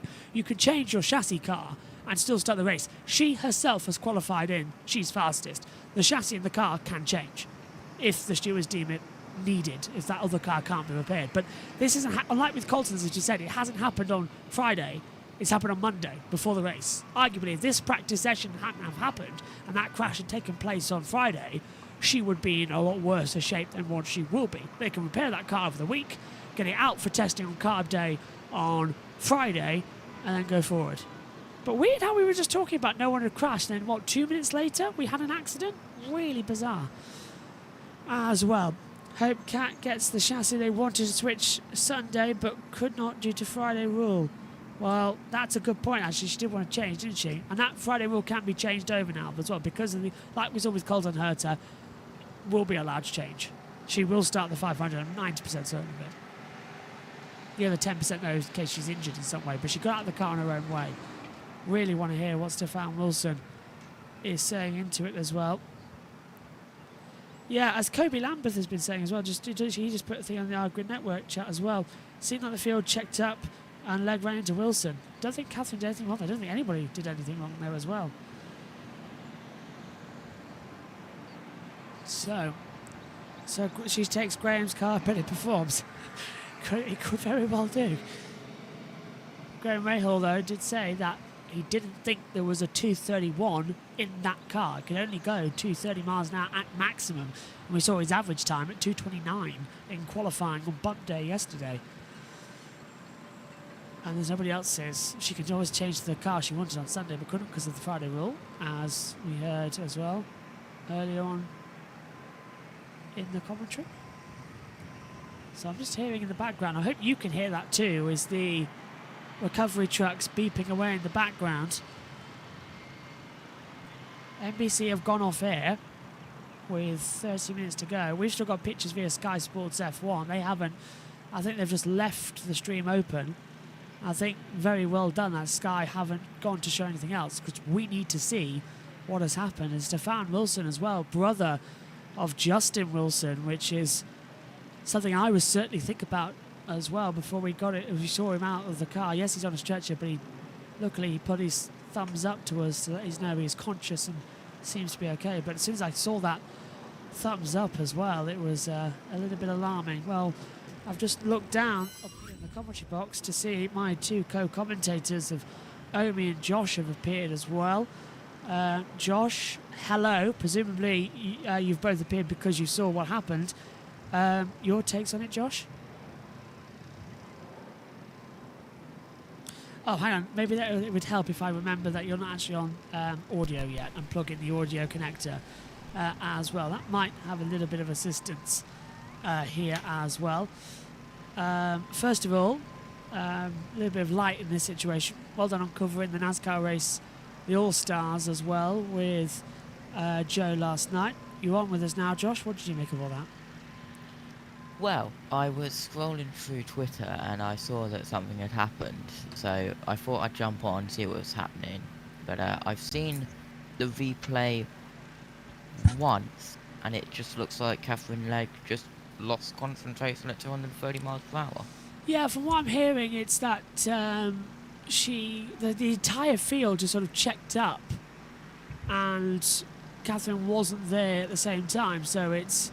I want to see the replay again, ideally, because I don't think it was her fault. I genuinely think the entire field sort of lifted and everybody closed up as well. Joshua experienced strong G-force. Okay, little side story here as well. I have actually experienced really heavy G-force a couple of times in my life as well, most notably in a simulator where I crash-landed on Venus. And it was at the National Space Museum in Leicester here in the UK. And there was a simulation where you physically crash-landed on Venus in an escape shuttle. And let me tell you something, they whacked that thing up to 100. It's so painful as well. The actual things there as well. You were literally flying at your seat almost as well. So it was quite bad. Oh, there's a lot of barrier damage. How are you seeing that? Where have you got it? Twitter. Yes, I'm seeing it too. Yeah, this has got to be a cancellation for sure on this session. So, with 27 minutes to go, I don't think they're going to get this sorted, are they? No. Let's have a quick look as well. For the commentary box, shall I get not just in and do the replay? If you can, I think, yeah. If you can. I mean, I can do it on my camera as well. Yeah. If Varuk's also saying if Kat gets Graham's car, interesting if she smokes the speed and he did not. I'd be surprised if she was just caught out texting. Hey, Owens is on there. Hi, Owens. Josh T's down below. Omi's at the bottom. Matthew Owens actually isn't here at the moment. He's working and listening in, I understand, as well. Also just seen that Joe Samiego's listening in. Hello, Joe. Frightening times. And it was going so well. And Omi, have you seen the accident at all going in? Also, did you order your desk?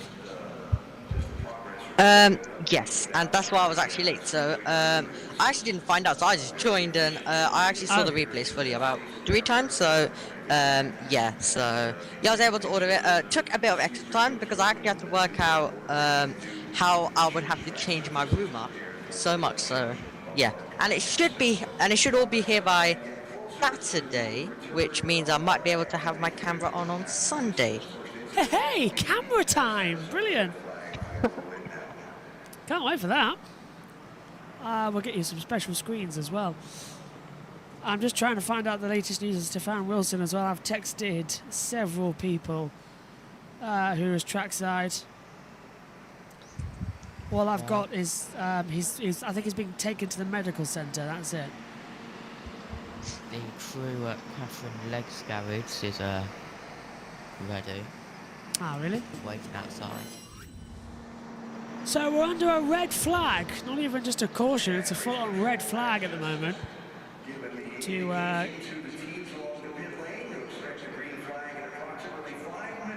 And we are going green. I've just heard trackside from the wonderful as well, team of Alan Beswick. The green flag will be given in 5 minutes' time. So the session will be coming on soon. Yep. So Alan Beswick, who of course was the commentator for ESPN and ABC's coverage of this great American race for the Indy 500, the greatest spectacle in racing. So many names for it as well. It's not the great American race for the Daytona 500. It seems like everyone just nicks it everywhere else around the world. But yes, it looks like we're going to go green, which is great news. Barrier damage has been repaired. What's caution for, says McCray-Cray? A massive accident for Stefan Wilson and Catherine Legg coming into turn 1. Legg got out of the car uninjured, we assume. At the moment, she got out under her own steam. But her car is very, very badly damaged. Stefan Wilson, on the second hand as well, was a little bit less lucky. He went on a full impact at the front as well, and unfortunately required extraction and has been taken to the medical centre. Yeah, 2 at the moment as well, as we come into it. So we're going to get 20 minutes of running in this practice session, the low carb day, we've been calling it. Hope we get the session, the full session time. Fingers crossed we'll get this sorted soon. I'm just trying to get any information as possible on what's happened. It was very heavy impact as well. I think NBC are coming back soon, which means we might have a message from the medical centre as well from Catherine Legg. Fingers crossed. It was a very heavy impact as well. I apologise if I'm looking on my phone. You all know why I'm looking on my phone. Oh, here it is. What have you got, Josh? Front wings on front. The front wing has just come in on the webcam. Ah. What webcam are you on? The ones I did yesterday. Not yesterday. A couple of days ago. Yes, grab that on and we'll go. And now I know why the HDMI thing was on from MacBook full screen. Ah, I see. If you get it on and put it on the camera, yeah, we'll take a look. I'll put it in comms chat. Yeah. In fact, yeah, because then I can open it on here. That's a great idea, Josh. Well, brilliant. Okay, so this then is Catherine Legg. If I think it's full screen 7, not there we all are. So we're going to open Discord here. There is Catherine Legg's car. The wing damage at the front there without leaking the entire chat. There is her front wing. That has been returned to Graham Rahall's team. I think NBC are back. Let's go to them. And the car's here. Ah, car's here too. Brilliant. Okay. I'm trying to get a full screen. Yellow flag is out at the moment. We are just Let's go minutes over. away from the track going green again, and want to remind you of why we're under this caution. Look to the right of your screen. Catherine Legg behind Stefan Wilson. Roll the tape, and here we go. So there's another super slow-mo that we're seeing now. So Catherine hits the back of Wilson. Wilson does a 360. Catherine hits rear first. The car lifts up on the left side, smashes back down. Wilson goes in full throttle at the front, rips off his nose cone, and that's very close to where his feet would be. So I'm not surprised he was complaining of problems. But he stops exit turn 2. Catherine's going to have a secondary impact now with the wall at the second barrier. Still going over 175 miles an hour though. And here we go again then. So look down low. Everyone's going normal speed, checks up. Legg just completely hits the back. Wilson spins round, and then, he just hits a front impact, and it slides down as well. So, no wonder it was a huge impact for him. Catherine sparks up everywhere. And this is Stefan Wilson giving a thumbs up as well, which is fantastic, fantastic news to see as well. We've got a live feed as well, remember, from Rahal, Lenneman, Lanigan Racing, to which I'm hoping we can get up shortly as well. Cam 1's currently off for Catherine Legg. Oh, is it? They've kind of put it back on. Okay, well, while we get sorted with that, we'll go over here and I'll get to Rahal. Green flag is back out with 20 minutes to go.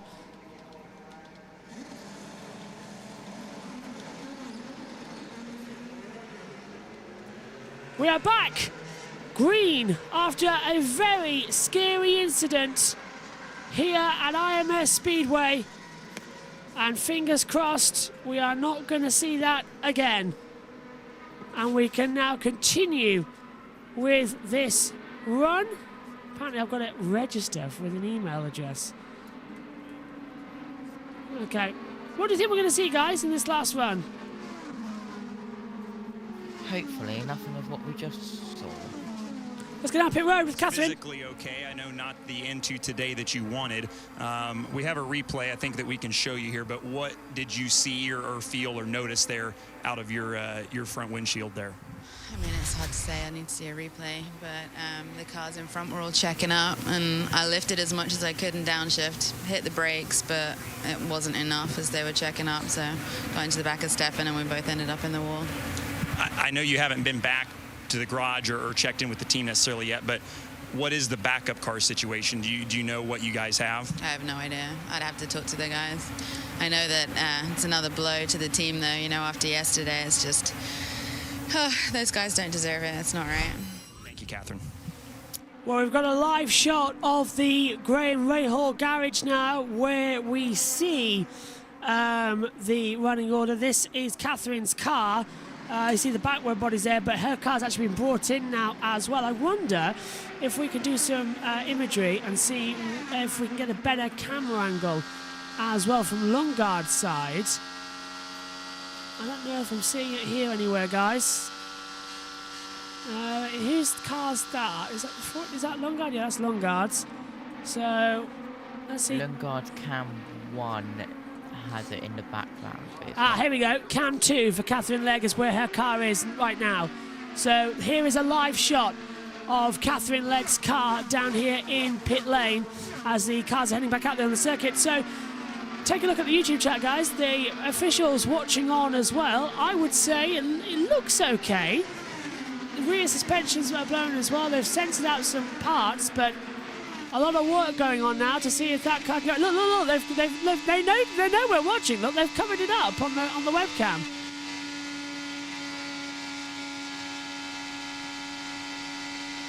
So we'll monitor as well. If you go to Graham Ray, if Josh will put the link in, because this garage will be open tomorrow at 8 until 5 p.m. Eastern time, so you can watch them rebuild the car as well, and they'll understand exactly what they are doing. Rear tyre deflated after hitting the wall there. Go on, Josh. When they take the engine cover off, it's always blurred, so nothing new there. Some practice running still going on the side. I'd love it if we can get this link in the chat as well to keep an eye on the car, so I'm going to try and get that running as well. I've already. Oh, brilliant, thank you. It should be in.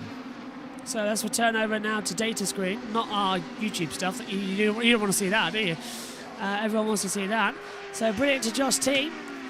Thank you for getting us that. We've got some pack racing going on now, guys, though. And it's all getting a little bit sideways as they fly through down the back straightaway. I've opened that up in another tab now, and we'll keep swapping between the two. In fact, I'm doing something actually to get that sorted. So Hertz is now in a tow line as well down towards the back straightaway.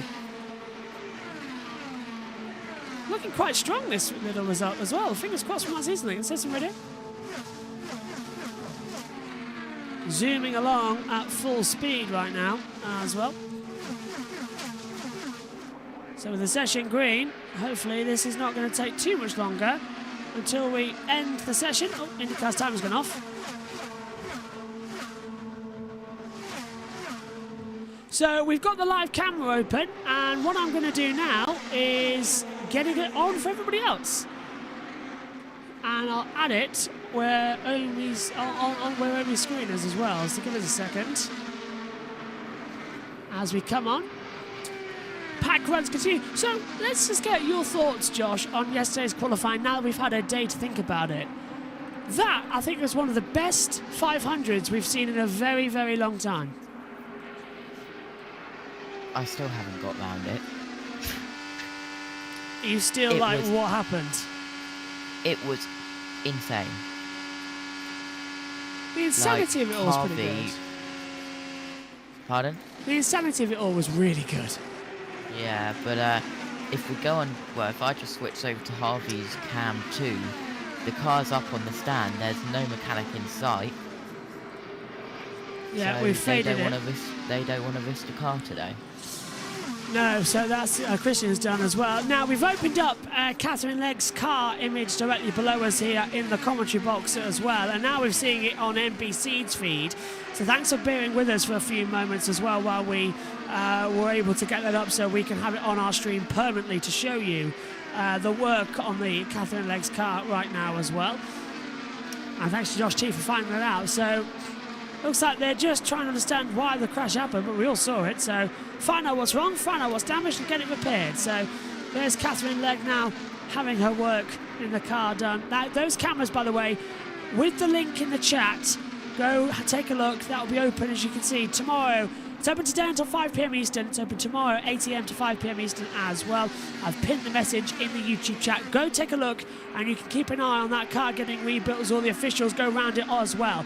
Power is fastest, 229.222 miles per hour. Dixon, Sato, Palou, Kanan, top 5. Daly, Andretti as well. Pearson, O'Ward, and her to the top 10 as they come through. Dixon takes the low line. Ferrucci trying to swing back, hasn't worked out. Meantime as well, further back the 20 of Connor Daly trying to take Joseph Newgarden through turn 1 as this pack low carb day continues. The work on Catherine's Legg car is continuing as well in our 4th box up here in the comms box. And that's Callum Ilott jumping out of the way of everybody on the low line. Hertz is leaving the pit lane as well. Yeah, so Omi, what did you make of pole day then?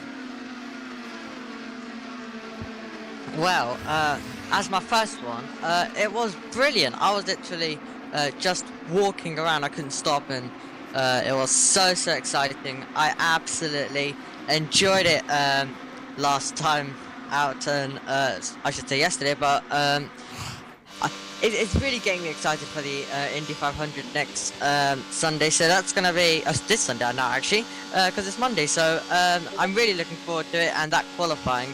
Obviously, I haven't really watched other qualifyings, but what I can say is it was definitely exciting right till the last second. Just being informed as well that that's really good, actually. I agree with it. I'm just finding several thousand different Discord messages at once, trying to have things sorted as well. I think Josh's pins tweets just here as well. Yep, seen it as well. Graham Rahal inspects Catherine Legg's cars. It's brought back into the pit area as well. So they've turned it off. They've turned off the camera up here as well. As soon as that camera comes back available, we will switch it on straight away. So what a surprise. But it's not the first one. This is the crash I was talking about with Colton Herta last year. Flipped over, did a 360, landed on the aero screen itself and walked into it as well. Fingers crossed we'll get that camera back shortly as well, because yeah, look, I'm just looking, 40 people viewing it right now, so everyone's sort of closed in. Josh, have they turned off all the cameras then on Catherine Legg's car as I walk to the inside of Rosenquist? Because if not, I'll just swap to another. Yeah, they have. They do it every now and again, depending on what they're doing. Right. We'll see if they turn it back on. At least we got it full off. Great spot there, Josh. We'll get that ready as well. It can be part of our build-up for the 500 with those cameras included. You can see it a little bit on Lundgaard Cam 2. We will go to... No, Lundgaard Cam... Oh, wait, they've blurred it. What do we need? Which camera feed do I need? The only one that's... Yeah, they've gone ahead and blurred it on every single camera feed now, if you could see it before. So yeah, Right, okay. I'll keep that up then, just in case they switch it back and we can take a look at it. Now, taking the low line, we've got Carl Kirkwood is going so slow and diving to the outside. I can't quite see who that is at the front of the field. Well, Palou's in there. It must be Alexander Palou. It is Palou. Right, let's go to medical centre. Update us on the condition of Stephan Wilson. I can tell you that he's doing well. He's being transported to a local hospital for advanced imaging and further evaluation, but he's in good spirits. And he was communicating with the medical personnel when they attended to him, correct? That's correct, and he's still communicating, yes. Thank you. Thanks to Dr. Weiser for that, and Dylan. And then the story unfolds from there, right? Yeah. About what is the situation with Catherine Legg's car, what is the physical situation and condition of Steph Wilson, and will he be fit enough, healthy enough, strong enough to participate in Sunday's race? Well, that's great news that he is communicating with the medical team and has been taken to the local hospital in Indianapolis as well. We'll keep across that story throughout the week as well. We might do a special report on the 500 midweek as sort of a preview show in case there's anything late breaking news. So make sure to turn on the notification bell in the YouTube chat to make sure you're up to date with anything when we schedule a live and go live. At Joshua Birch 99 on Twitter. I'll retweet anything from at JB Motorsports YT on Twitter, where we'll explain anything there. The session has been extended by 10 minutes, by the way, everybody. So the session won't end at the top of the hour. They'll end at 10 past the hour to give these drivers enough time to make sure everything is running. You'll still lose a fair amount of time from when the red flag came out, but it's better than nothing. So if Catherine's car is not going to be completely repaired, we might sync up because our driver tracker's a few seconds out of sync at the current moment in time. So we'll resync our data graphics as well up here in the comments box. 2 hours 5 minutes it lasted, so well done before it started making the errors. On board with Will Power running in the middle of the train. Keeping it very calm and very nicely done as well, actually, I must say. You can see Ray Hall's car just sitting there on Lundgaard's cam 2. Oh, as soon as they turn it off and Ray Hall's car, then that's an option. It's an option chassis to go to, but I'm confident they've got enough time to repair that chassis before the 500. With Colton Herter, it was a write-off chassis. And they didn't have enough time to repair it. With a week to go still, six whole days before, 5 days before the run-off for Carb Day, they've got enough time. So one big hit, that was it. Wow, okay. Got Ray Hall's primary car and Ray Hall's backup car there. Yeah. So, and plus her backup car, so that's 3 backup cars and a main car that can all be sort of prepared and run in, so she should have enough time. Way to go, IndyCar. Give the drivers the time they were supposed to get. Formula 1 could learn a lot if they weren't so arrogant. Everyone would agree there as well. Power sliding round as well. Of course, everybody will hope that there's no damage to Stefan Wilson. And by the way, in case anyone was thinking, if Stefan Wilson couldn't drive the car, there is still the option that Graham Rahal could buy the seat as well. That's amazingly an option in IndyCar.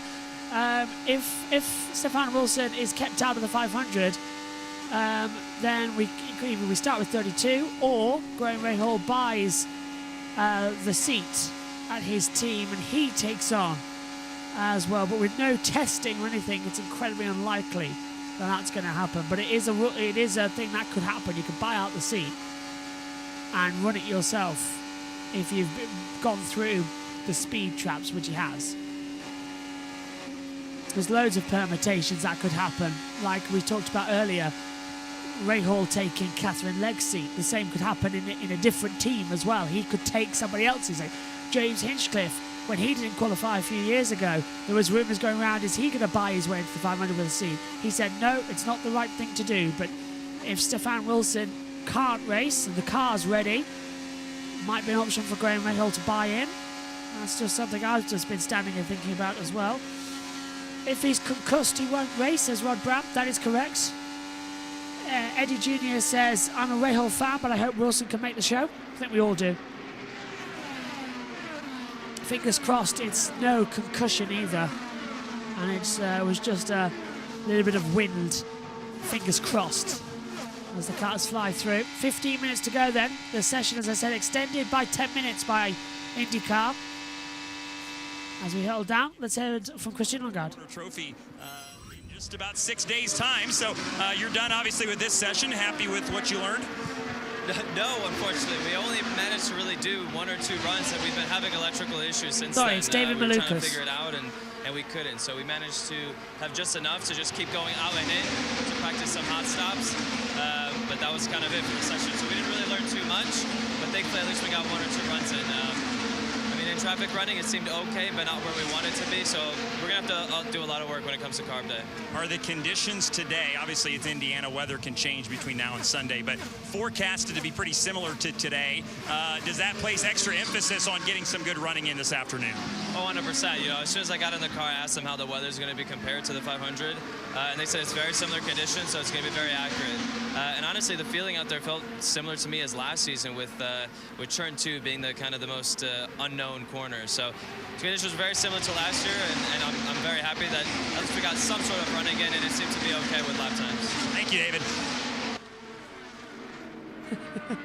I'm just getting information as well from my sister as well.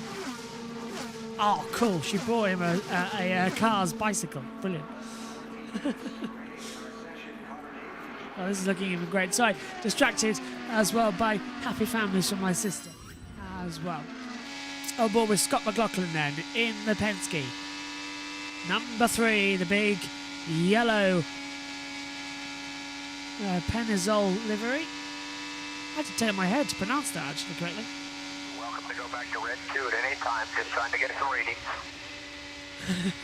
Welcome to go back to Red 2 at any time. Just don't get greedy is the message. Safer barriers at the exit turn 1 and 2 are going to get repainted before the 500 as well.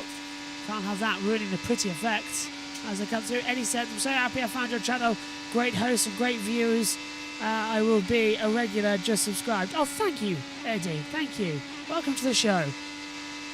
Let's go down to the pits with Katie. Simon getting out of the car early, or what's your take? Yeah, we're strong, but there's just stuff we need to work through.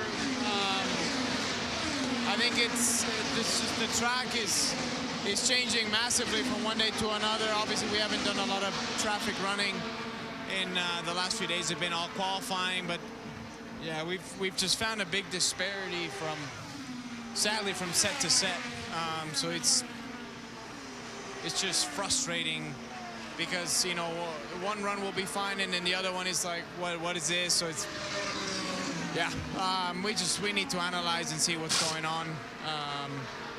See if it's a problem from our side or not. So, yeah.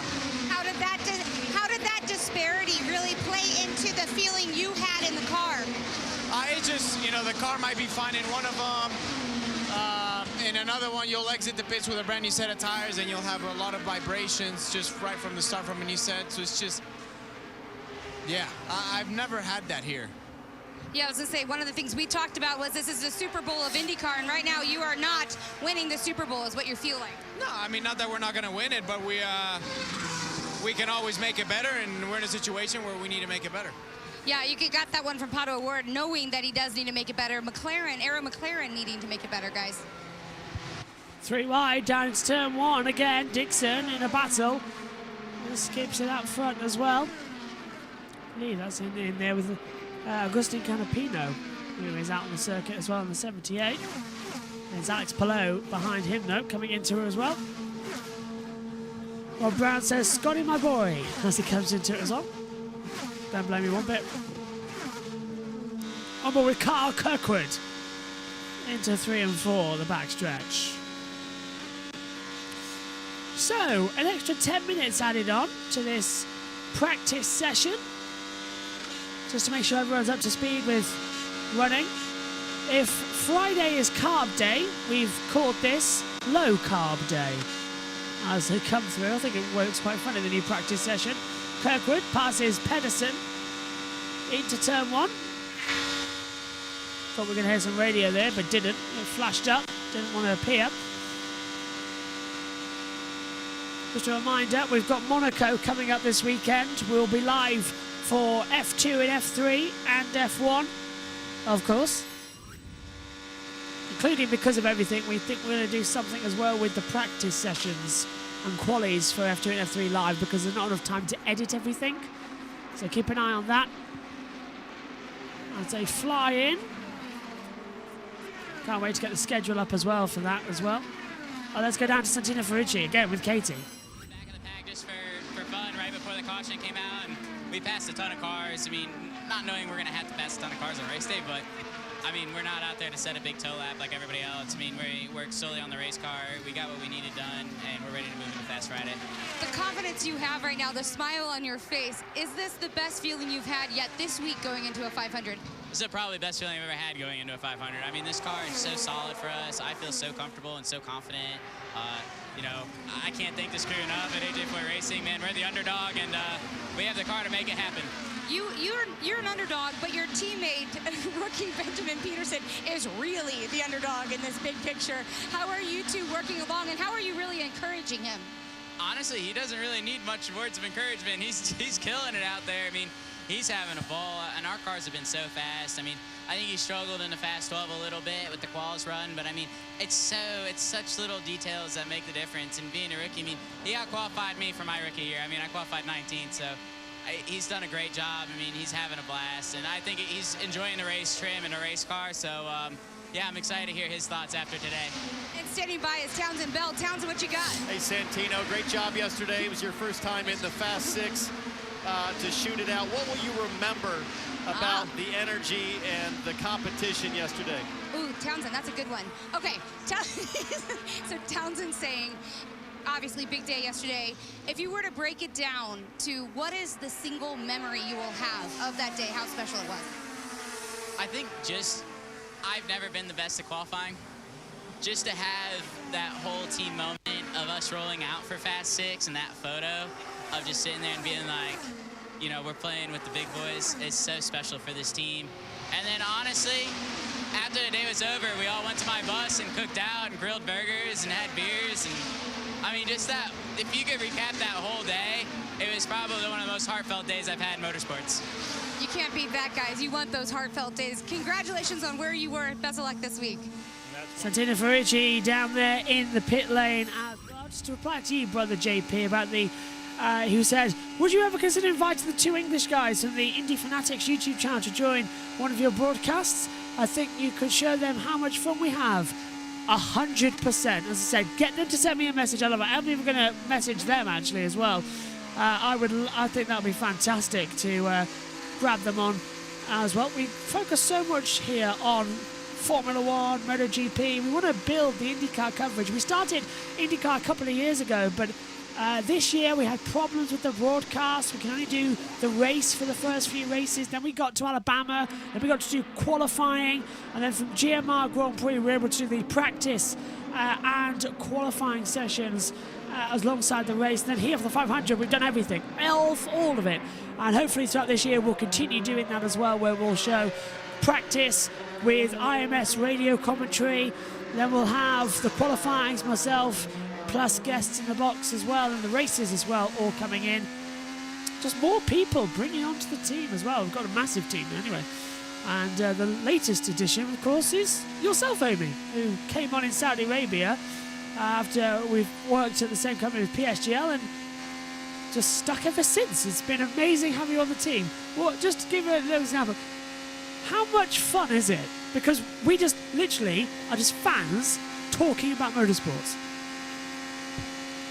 It is really fun, and it's not just all of the live sessions, it's also behind the scenes of so many different conversations. Especially me and Josh T all the time after sessions. We don't talk about that. Yeah, we definitely don't. Sometimes I leave the commentary box. I've got like other things to film, other things to do, and I often leave Josh T and Ermi in the commentary box, and I come back into the box hours later for the next session, and they're still here. They've still been talking. They've been watching other series. So the commentary box is just basically coming in a hangout zone as well, which is fabulous to have a team involved as well, especially as the original two alongside me, Megan and Ian Birch, who's my father as well. Dad doesn't do every race these days as well. I'll be back there, I think, from Monaco. And Megan doesn't do every race at the moment, but she's in an awful lot as well. So it's nice to have a full team around as well, plus everyone as well. We've got PSGL, EERC, we've got the guys as well from Grid Network and USRN, plus everyone that was here. It's a whole thing. Basically, how I think about it is I work with so many different great people and it's literally just like a massive pool of talent, and we literally just go everywhere to everyone else's channels. So it's fabulous, because literally we just go here, there, and everywhere to provide the greatest motorsport talent as well we've got on here, and the great motorsport series we've got, which is brilliant. So yeah, and you'll see that at Le Mans in 2 weeks time, 3 weeks time, something like that, in June, 11th of June. 24 hours of Le Mans, and we're doing it live again, all live. Every practice, every qualifying, every single second of the Le Mans 24-hour is live, and I'll be in it for quite a bit. I think I missed 45 minutes while I cover MotoGP's Italian Grand Prix, but that's a lot. Plus then, of course, bathroom breaks and everything, and food breaks, and we'll have a whole team together as well. Can't wait for that. The night shifts, however, thinking to be absolutely hilarious. So anybody who wants to tune in to the night shift for Le Mans, you're going to see a very tired me with barely be able to talk about anything on the screen. But it goes. It's my favourite part of the race, actually, the night shift. There's nothing better. I do this every year. Usually I pass over to the World Feed as an interview. I go out and stand in the back of the commentary box at like 4:30 in the morning, and literally it's bright sunshine at 4:30 in the morning. It is the strangest experience, because you've been locked in the garage for an hour. It's getting light in France, and you look out and it's still dark. Then it's fully risen in France. You look over the back of the commentary box in the UK, and now it's bright sunshine here as well. It's like it's 4:30 in the morning, and it's just brilliant. So yeah, Le Mans awesome. Yep, it's going to be brilliant. Can't wait. So much to look forward to in the Hyperclass this year as well, with Toyota finally having some competition. So the Le Mans race is completely up for grabs, as we're just seeing some cooling and some laptop tuning changes there. Which car is that on, Katie? This VK. Meanwhile, VK. Connor Daly, the number 20, it was a rear wicker change. Ed Carpenter Racing is trying to get that car back to what it was on Thursday, and that's the big struggle here. When they were comfortable last week, and then they come out today, and it's not exactly the same. Townsend, how challenging as a driver, as a team, and really how frustrating is that? Well, you're dealing with a team of engineers who expect that when all the numbers line up the way they expect, that the feel from the driver and the performance of the car should match up. And when that's out of alignment, then you start to wonder, what's the mystery? Where has the balance that we knew and the setup that was proven, where's that gone? Yeah, I think that's important, actually, guys. Well, Josh, I'll come to you with this. VK was such a powerhouse in the last two sessions, and right now he's fallen right to the back of the field. I mean, where has the pace gone for VK? It's disappointing, isn't it? And Synthos pick a winner, isn't it always? Yeah. But he could have a shot at winning it if he's there at the right place, right time.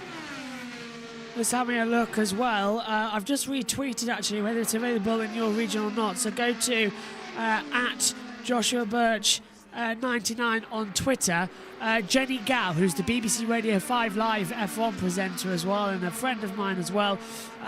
She suffered a stroke in December over Christmas as well, and her 5-month recovery has honestly been incredible. She was eligible for a certain type of surgery and treatment that has really helped her as well, as she's told her story on the BBC One show as well, The One Show on BBC. And I've just retweeted it as well, so if you get time after the session, go to that at Joshua Birch 99, look for the retweet, and just take a look, because Jenny is a passionate motorsport fan, lead commentator on the Extreme E series, of course, as well. What, Josh? What have you seen? One of Hello, Synth. You ask, you shall hear. VK's in trouble, by the way. Hello. Synth. He's got some engine glitches as well, just to let you know. But hello, Synth. One of the trackside cameras. Oh, sorry, yeah. That someone has put down. Have you seen it? Yeah, one of the photographers got a right close-up shot of the accident. Synth's gone, oh, yes, sorry. He's not doing that well, but he'll be fine. Checkered flag is out here at the IMS Brickyard, the Indianapolis Motor Speedway. And Raw Power will come in after topping Low Carb Day, 229.222. This is a brand new practice session we've had in, of course, on Mondays after quali. And if Friday is Carb Day, then we shall call this Low Carb Day. I'm going to get that to stick. If you hear anybody else say it, no, you know where it started, right here. So, that's it. Guys, what are we going to do on Tuesday, Wednesday and Thursday? We've got no IndyCar. Yeah. I've enjoyed these, and now we've got one final practice session on Friday, and then we've got the 500 on Sunday, and then we're back to a normal season. But, oh well. For a change, I'll go with VK as my pick a winner. Okay, here's the results then from the Indianapolis Motor Speedway. The full session, it's Will Power fastest with Scott Dixon second, Takuma Sato third, Alex Blow is fourth, Tony Kanaan fifth, Connor Daly sixth, Marco Andretti is seventh, Benjamin Pedersen is eighth, Pato Award ninth, and 10th for Colton Herter. Ryan Hunter-Ray is 11th, Scott McLaughlin 12th,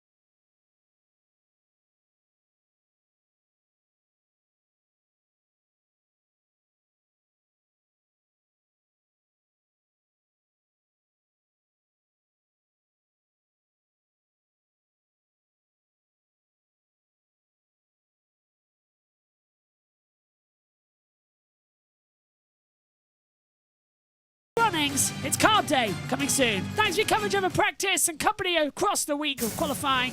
We'll see you as well. Our schedule this week, it's Formula 1 at Monaco on Friday as well. On Saturday, you can join us for the F2, F3 races as well as qualifying. Sunday is race day. You can have your breakfast in Monaco, your lunch at Indy, and then on USRN, you can have your dinner at Charlotte. My thanks to Josh, my thanks to Amy, my thanks to all of you. Best wishes to Stefan Wilson. Practice over. One left on Carb Day Friday. We'll bring you all the latest news as soon as we hear it, with a special show as well if anything changes. So make sure to subscribe and turn on the notification bell for when we go live and upload videos. You've been amazing, every single one of you. Thanks to everyone on the team. Practice coming up on Friday. Let's go have a rest. We'll see you soon for the 107th running of the Indy 500. Bye-bye.